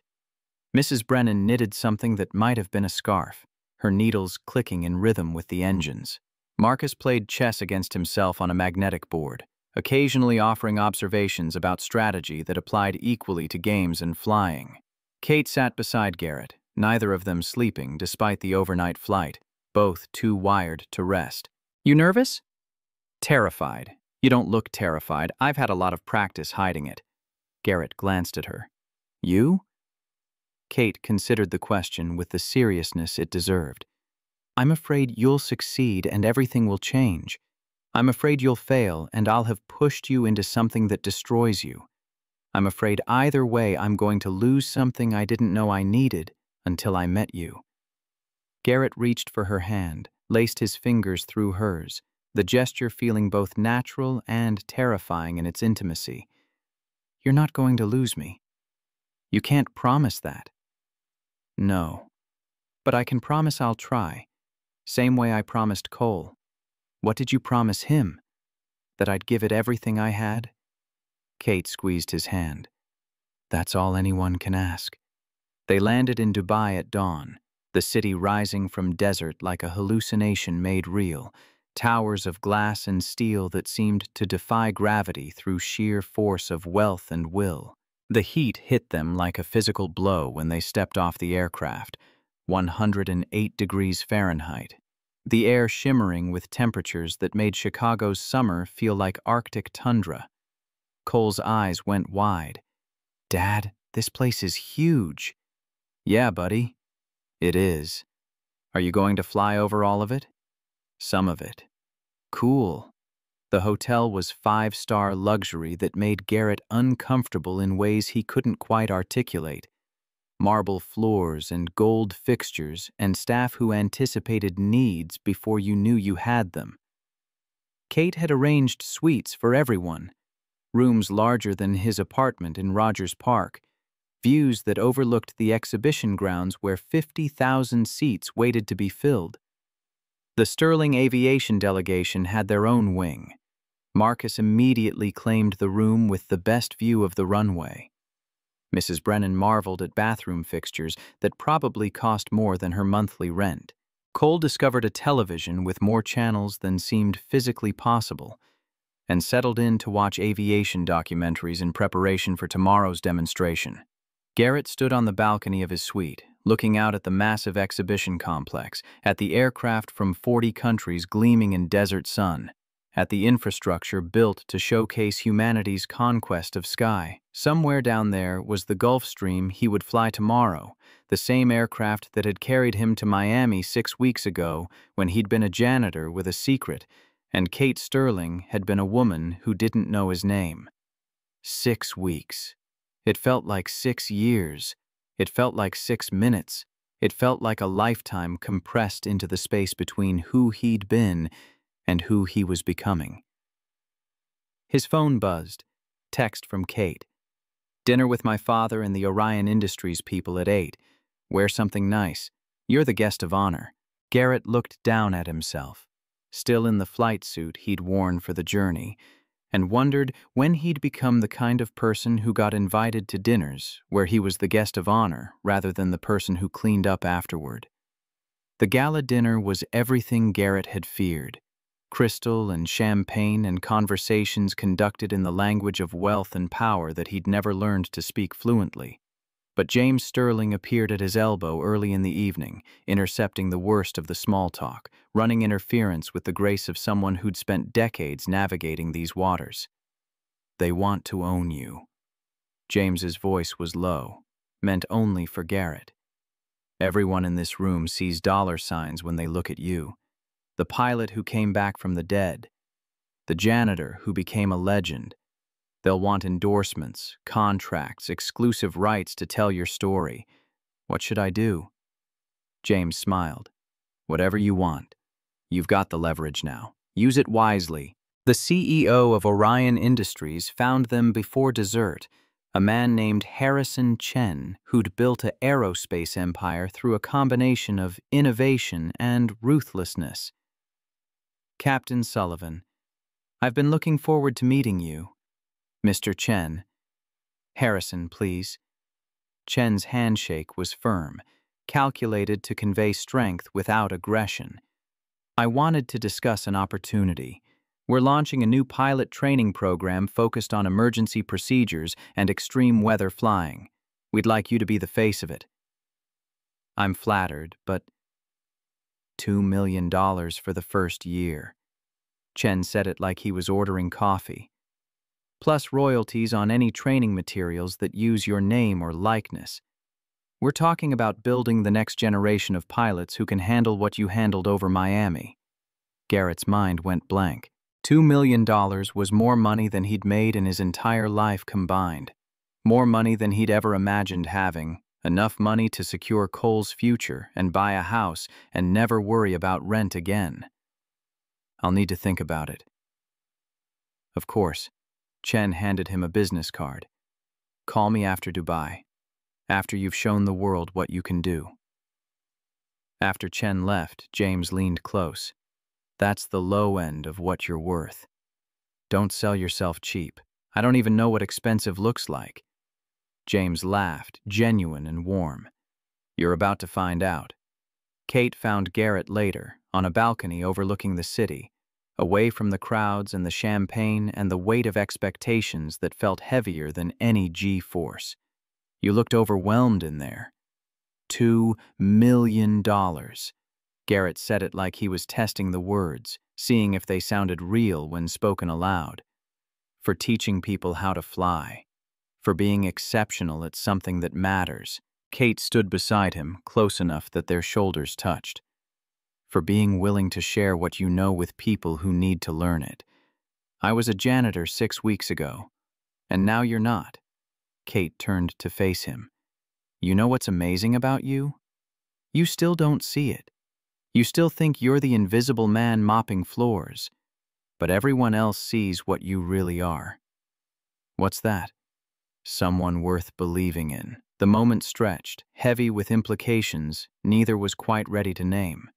Garrett thought about kissing her, about closing the distance and making real what had been building between them since Miami. But tomorrow was too important, the stakes too high, the margin for distraction too narrow. "I should get some sleep." Kate nodded, understanding without him having to explain. Tomorrow you make history, or crash trying. You won't crash. Her voice carried certainty Garrett didn't feel, because you're flying for something now, not away from it, and that makes all the difference. The morning of the demonstration arrived with the weight of inevitability. Garrett woke at 4 a.m., unable to sleep, his mind running through the Stirling spiral again and again, each iteration finding new ways to fail. He went through his pre-flight ritual, stretches to keep his body loose, breathing exercises to keep his mind clear, visualization of every maneuver from takeoff to landing. At 7 a.m., Kate knocked on his door with breakfast she'd ordered from room service. "You need to eat. I'll throw up. Then throw up. But eat first." He managed toast and eggs, simple and bland, his stomach accepting fuel it would need for the physical demands ahead. Cole appeared at 7:30, already dressed, already excited, bouncing with the particular energy of 8-year-olds who haven't learned that some things are worth being nervous about. "Today's the day, Dad. Today's the day. Are you scared?" "A little. Mom used to say being scared means you're about to do something brave." Garrett pulled his son close, grateful for Sarah's wisdom delivered through their child's voice, grateful for the reminder that courage wasn't the absence of fear, but the decision to act despite it. She was right about a lot of things. The final briefing at 9 a.m. was mercifully brief. Commander Wright reviewed the flight plan one last time, her Texas drawl somehow making the extreme danger sound almost routine. 17 minutes of airspace, complete control. Weather is perfect, clear skies, minimal wind, visibility unlimited. "And the crowd?" Marcus asked. 52,000 tickets sold. Kate's voice carried pride she didn't try to hide. Plus global broadcast to an estimated 215 million viewers across 43 countries. Garrett's stomach turned. No pressure. All the pressure. Kate met his eyes. "That's why you trained." At 11:30, Garrett walked to the aircraft. The ground crew had prepared everything. The Gulf Stream sat gleaming in desert sun, every surface polished, every system checked and rechecked. The crowd was already gathering, 50,000 people finding their seats, cameras positioning themselves for optimal angles, commentators warming up their voices for narration that would shape how the world understood what they were about to witness.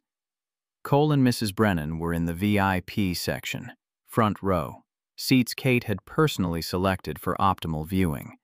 Marcus stood with the ground crew, arms crossed, that small smile on his weathered face that said he'd known all along this is where Garrett belonged. James Stirling sat beside his wife Margaret, who'd insisted on coming despite her doctor's protests, both of them watching with expressions that mixed hope and fear in equal measure. Garrett climbed the stairs, each step feeling heavier than the last, weighted by expectation and opportunity, and the knowledge that in 17 minutes he would either validate everyone's faith or confirm every doubt. He paused at the door, looked back at the crowd, at the cameras, at the impossible scale of what he'd agreed to do.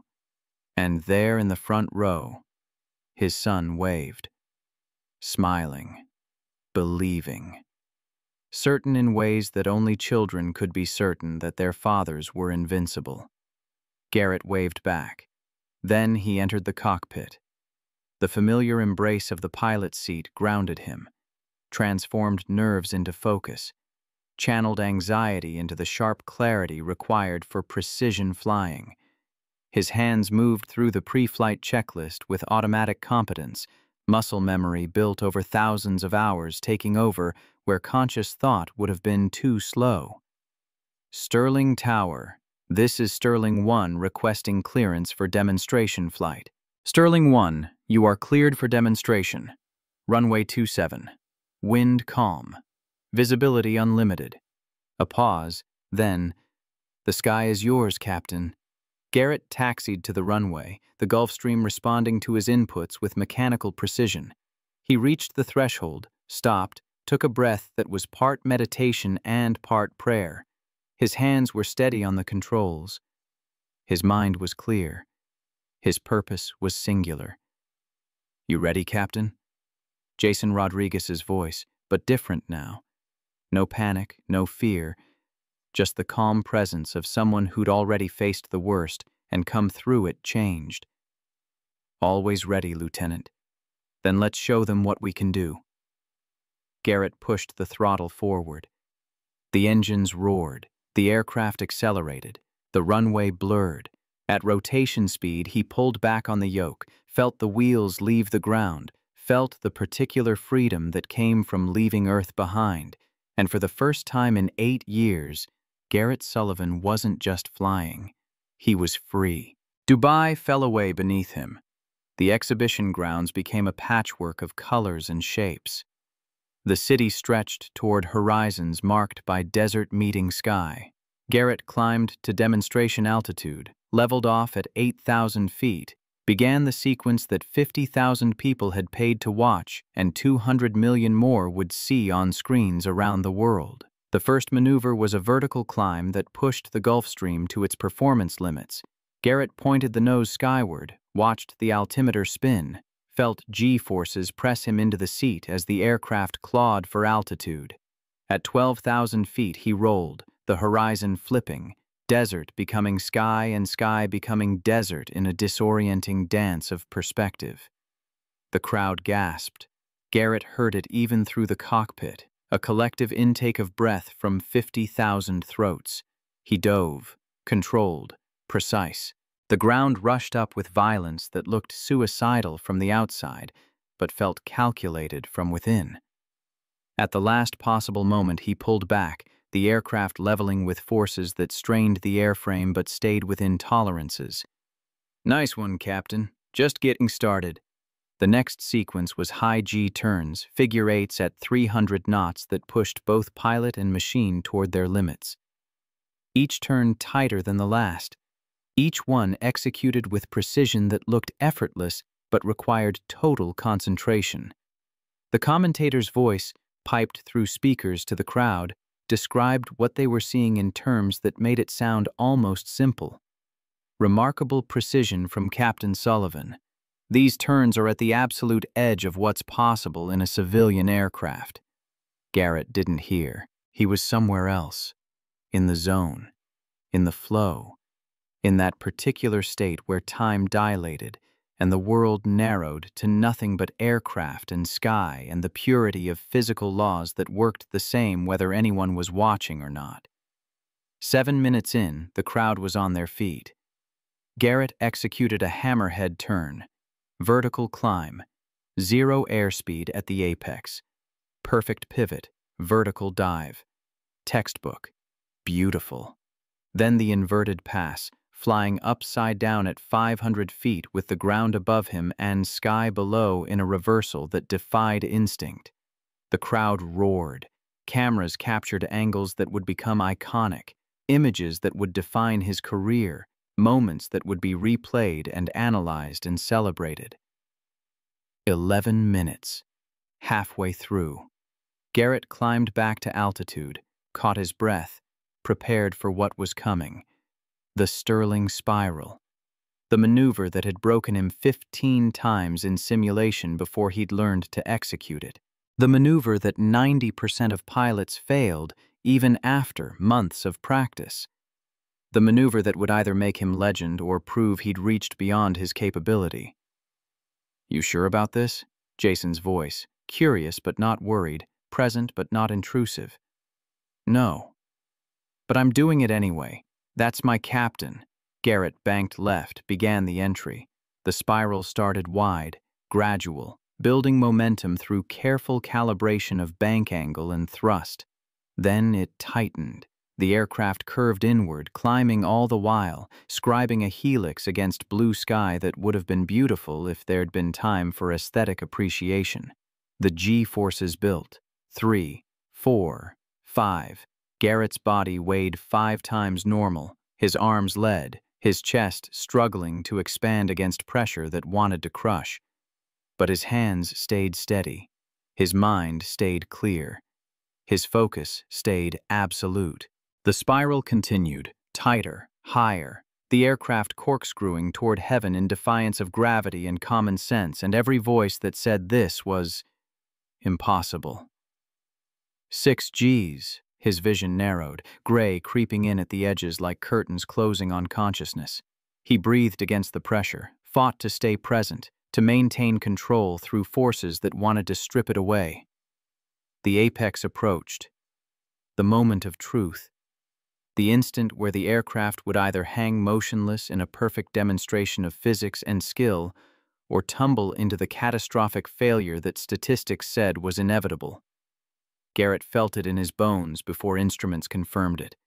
The precise microsecond when upward momentum balanced gravitational pull, when the aircraft existed in that impossible space between rising and falling, suspended in three-dimensional space like a photograph of something that shouldn't exist. Now. He kicked the rudder, pulled the yoke. Timing calibrated through 23 failures and 7 successes, through muscle memory and mathematical precision and the particular faith required to trust that physics would work the way it always worked. The aircraft pivoted, clean, perfect, controlled. For one impossible second it hung there, pointing straight up at sky that stretched to infinity, balanced on thrust alone, defying everything that wanted to pull it down. 50,000 people held their breath. 200 million viewers leaned closer to screens. The world paused. Then gravity reasserted itself, and Garrett was falling, nose down, accelerating, the altimeter unwinding in a countdown to either triumph or disaster. He held the dive longer than felt safe, longer than training suggested, trusting physics, trusting the aircraft, trusting himself in ways he hadn't trusted anything in 8 years. At the last possible moment, he pulled back. The aircraft leveled. The recovery was complete. The Stirling spiral, perfect. For the first time in 30 years, the crowd exploded. 50,000 people on their feet, the roar audible even through the cockpit. A wall of sound that felt almost physical. The commentator's voice broke with emotion. "Ladies and gentlemen, you have just witnessed aviation history. Captain Garrett Sullivan has successfully executed the Stirling spiral, the first pilot to perform this maneuver in 3 decades. But Garrett wasn't listening to commentators or crowds. He was listening to a different voice. "Hell of a job, Captain." "Thanks, Lieutenant. Couldn't have done it without you. You did it without me. I was just along for the ride." The final 3 minutes were a victory lap. Gentle maneuvers, graceful turns, a celebration of flight itself. Garrett brought the aircraft down in a long, slow approach, savoring the last moments of a flight he would remember for the rest of his life. The wheels touched soft as a whisper. The rollout was perfect. He taxied to the display area, shut down the engines. Silence. Then the cockpit door opened and sound hit him like a physical force. Cheering, screaming, his name being chanted by 50,000 throats in unison.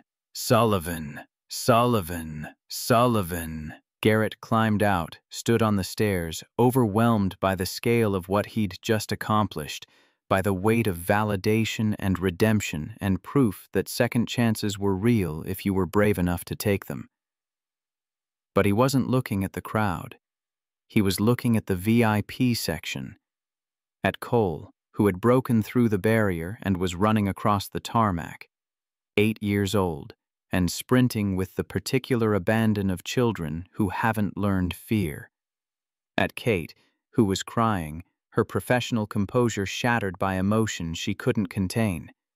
At James Stirling, standing beside his wife, both of them on their feet, both of them applauding with the rest of the world. Cole reached him first. Garrett jumped down from the stairs, caught his son, lifted him high. "Dad! Dad, that was amazing. You think so? Everyone's clapping. They're saying your name. You did it." "Yeah, buddy, I did it." Kate arrived next, threw her arms around both of them, her tears soaking into Garrett's flight suit. "You did it. You actually did it. Told you I would. You told me nothing. She laughed through tears. You just flew like an angel and made everyone fall in love with you. Everyone? She looked at him, and in her eyes Garrett saw everything she wasn't saying, everything neither of them was quite ready to name, but both knew was true. Everyone. The rest of the day was chaos compressed into hours. Press conferences where Garrett answered questions with honesty that surprised reporters accustomed to corporate polish. Interviews where he talked about Jason Rodriguez and Sarah and the 8 years of running that had led to this moment of standing still. Handshakes with dignitaries from countries he couldn't name. Congratulations from pilots who'd watched him execute something they'd only read about in James Sterling's textbook. Harrison Chen found him in the evening, contract already prepared, $2 million in year one and escalating percentages for everything that followed. Garrett signed it in a daze, his signature on documents that would change his life in ways he couldn't yet comprehend. James Sterling appeared as the sun was setting, the exhibition grounds emptying, the crowds dispersing to hotels and homes and countries scattered across the globe. My father designed that maneuver 60 years ago. I flew it for 20 years. His voice cracked just slightly, just enough to show the man underneath the legend. I have never, in all my years of aviation, seen it executed better than what you just did. I had a good teacher. You had talent. That's different. James gripped his shoulder. Welcome to the family, son. The gala that night was everything the previous evening's dinner had promised. Crystal and champagne and conversations conducted by people who saw Garrett differently now, who looked at the janitor turned captain and saw someone worth courting, worth knowing, worth being associated with in photographs and partnerships, and all the ways that wealth and influence replicated themselves. Kate found him on a balcony again, away from the crowds, looking out at a city that glittered like someone had scattered diamonds across darkness. You did it. We did it.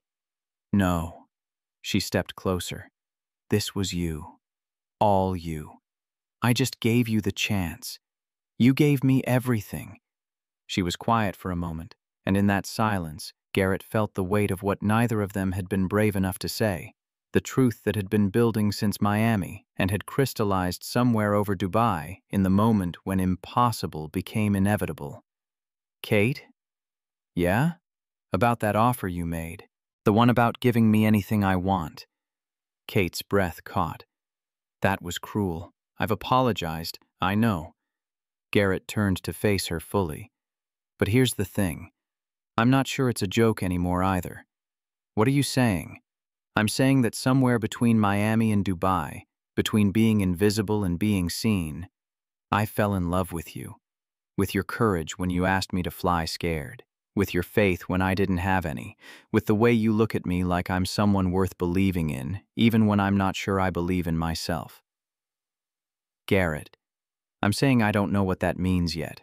I've got a son who needs stability and a career that's just starting and a lot of baggage that doesn't disappear overnight. But I know that when I look at you, I see possibility. I see a future I didn't think I could have. I see someone who makes me want to be better than I was. Kate's eyes were wet. Is that a yes? It's a maybe. A strong maybe. Because maybe is all I have right now. Then I'll take it. She stepped closer, close enough to kiss. Close enough that Garrett could see gold flecks in blue eyes that had looked at him differently than anyone had looked at him in 8 years. Because maybe is more than I've had with anyone else. They stood there for a long moment, suspended between who they'd been and who they were becoming, the city glittering below them like a promise neither could quite articulate but both could feel. Tomorrow they would fly home. Tomorrow reality would reassert itself and contracts would need to be negotiated and lives would need to be lived. But tonight they were just two people who'd found each other through impossible circumstances, standing on a balcony in Dubai, looking at stars that seemed close enough to touch. The flight home was quieter than the journey out, everyone exhausted by adrenaline's aftermath, by the emotional weight of witnessing something that would be replayed and analyzed and celebrated for years. Cole slept with his head on Mrs. Brennan's lap, dreaming of aircraft and spirals and a father who'd proven that heroes were real. Marcus played chess against himself, occasionally shaking his head in wonder at moves that paralleled what he'd watched Garrett execute in Sky. Kate sat beside Garrett, both of them pretending to sleep but actually just thinking, processing, trying to understand how 6 weeks could compress a lifetime of change into a space that felt both infinite and impossibly brief. Somewhere over the Atlantic, she reached for his hand. What happens now? Garrett thought about the question, about contracts and training programs and the life that waited in Chicago. Now we figure it out. Together. If you want. I want. The landing in Chicago felt like coming home and arriving somewhere new simultaneously. The hangar was full. Sterling aviation staff who'd stayed late to welcome back the pilot who'd made history, reporters who wanted local angles on the Dubai story, and in the front of the crowd, holding a banner that read, "Welcome home, Captain Dad," Cole's second-grade class led by Mrs. Patterson, who'd started this whole thing by teaching about pilots and heroes. Garrett stood at the top of the stairs, looking down at faces that saw him differently now, that had watched him transform from invisible to inevitable, from janitor to legend. He thought about Sarah's letter, about flying for something instead of away from it, about the particular courage required to accept that redemption was possible if you were brave enough to try. Then he descended the stairs and stepped into a future he'd spent 8 years running from and 6 weeks running toward, ready to discover what came next. 1 year later, Garrett stood in the same hangar where he'd once mopped floors, but the building felt different now, transformed by purpose from a place he'd hidden into a place he belonged. The Sterling Aviation Youth Mentorship Program occupied the entire West Wing. 200 students across 3 locations, corporate sponsors lined up to fund expansion, waiting lists that stretched into the hundreds. Deshaun Thompson, 18 years old and home from the Air Force Academy for the summer, was teaching a class of 15-year-olds the basics of aerodynamics, his hands moving through explanations the same way Garrett's had moved when teaching him a year ago. The cycle continuing, the gift multiplying, the particular magic of knowledge shared becoming knowledge owned. Cole, now 9, ran through the hangar chasing a paper airplane he'd designed according to principles he'd learned from watching his father teach. Taller, more confident. No longer the kid whose classmates mocked his father's occupation. Now the kid whose friends asked for autographs and photographs and stories about what it was like to watch history happen from the front row. Kate was in her office, running the company James had built and she had transformed. The framed photograph on her desk showing her and Garrett at the Dubai Gala, both of them looking at each other with expressions that made clear this was more than business, more than convenience, more than 2 damaged people finding temporary comfort. This was real. This was lasting. This was what happened when you stopped running and started building. Marcus found Garrett by the Gulf Stream, the same aircraft that had carried him to Miami and Dubai and every destination in between, now polished for another training flight. Beautiful day for flying. Every day is a beautiful day for flying. Getting philosophical in your old age. Marcus's smile carried affection earned through 40 years of watching pilots come and go and recognizing the exceptional when he saw it. You earned it, son. We all did. Together. The afternoon flight was charter to New York, routine now. The kind of work that paid bills and built hours and felt nothing like the hiding that mopping floors had represented. Garrett went through the pre-flight checklist with practiced efficiency, his hands moving through procedures that had become second nature again, muscle memory overriding the 8 years of intentional forgetting. Sterling Tower. This is Sterling 1, requesting clearance for departure. Sterling 1, you are cleared. Runway 2, 7, wind light, visibility unlimited. Garrett taxied to the runway, the familiar weight of responsibility settling across his shoulders like a mantle he'd learned to wear without flinching. The Gulfstream responded to his inputs with mechanical precision, an aircraft that knew its pilot and trusted him to treat it with the respect physics demanded. "Ready for another one, Captain?" Jason Rodriguez's voice, but different now. No longer the panicked question of someone facing death, but the casual observation of someone along for the ride, present but not intrusive, remembered but not haunting. "Always ready, Lieutenant. Let's fly." Garrett pushed the throttle forward. The engines roared. The aircraft accelerated down the runway that had witnessed his transformation from invisible to inevitable, from janitor to captain, from man hiding from his past to man building his future. At rotation speed, he pulled back on the yoke. The wheels left the ground. Chicago fell away beneath him, the lake, the buildings, the neighborhoods where people lived lives measured in increments too small to see from altitude. Up here, everything simplified. Up here, the rules were clear. Up here, you rose or fell based on understanding physics and trusting yourself and having the courage to push past fear towards something that looked like freedom. And Garrett Sullivan rose into the sky, not running from anything, not chasing anything, just flying, free and whole, and finally, completely home. Because that's what brave people do. They fall, they break, they lose everything. And then they get back up. They fly again, and they never, ever stop.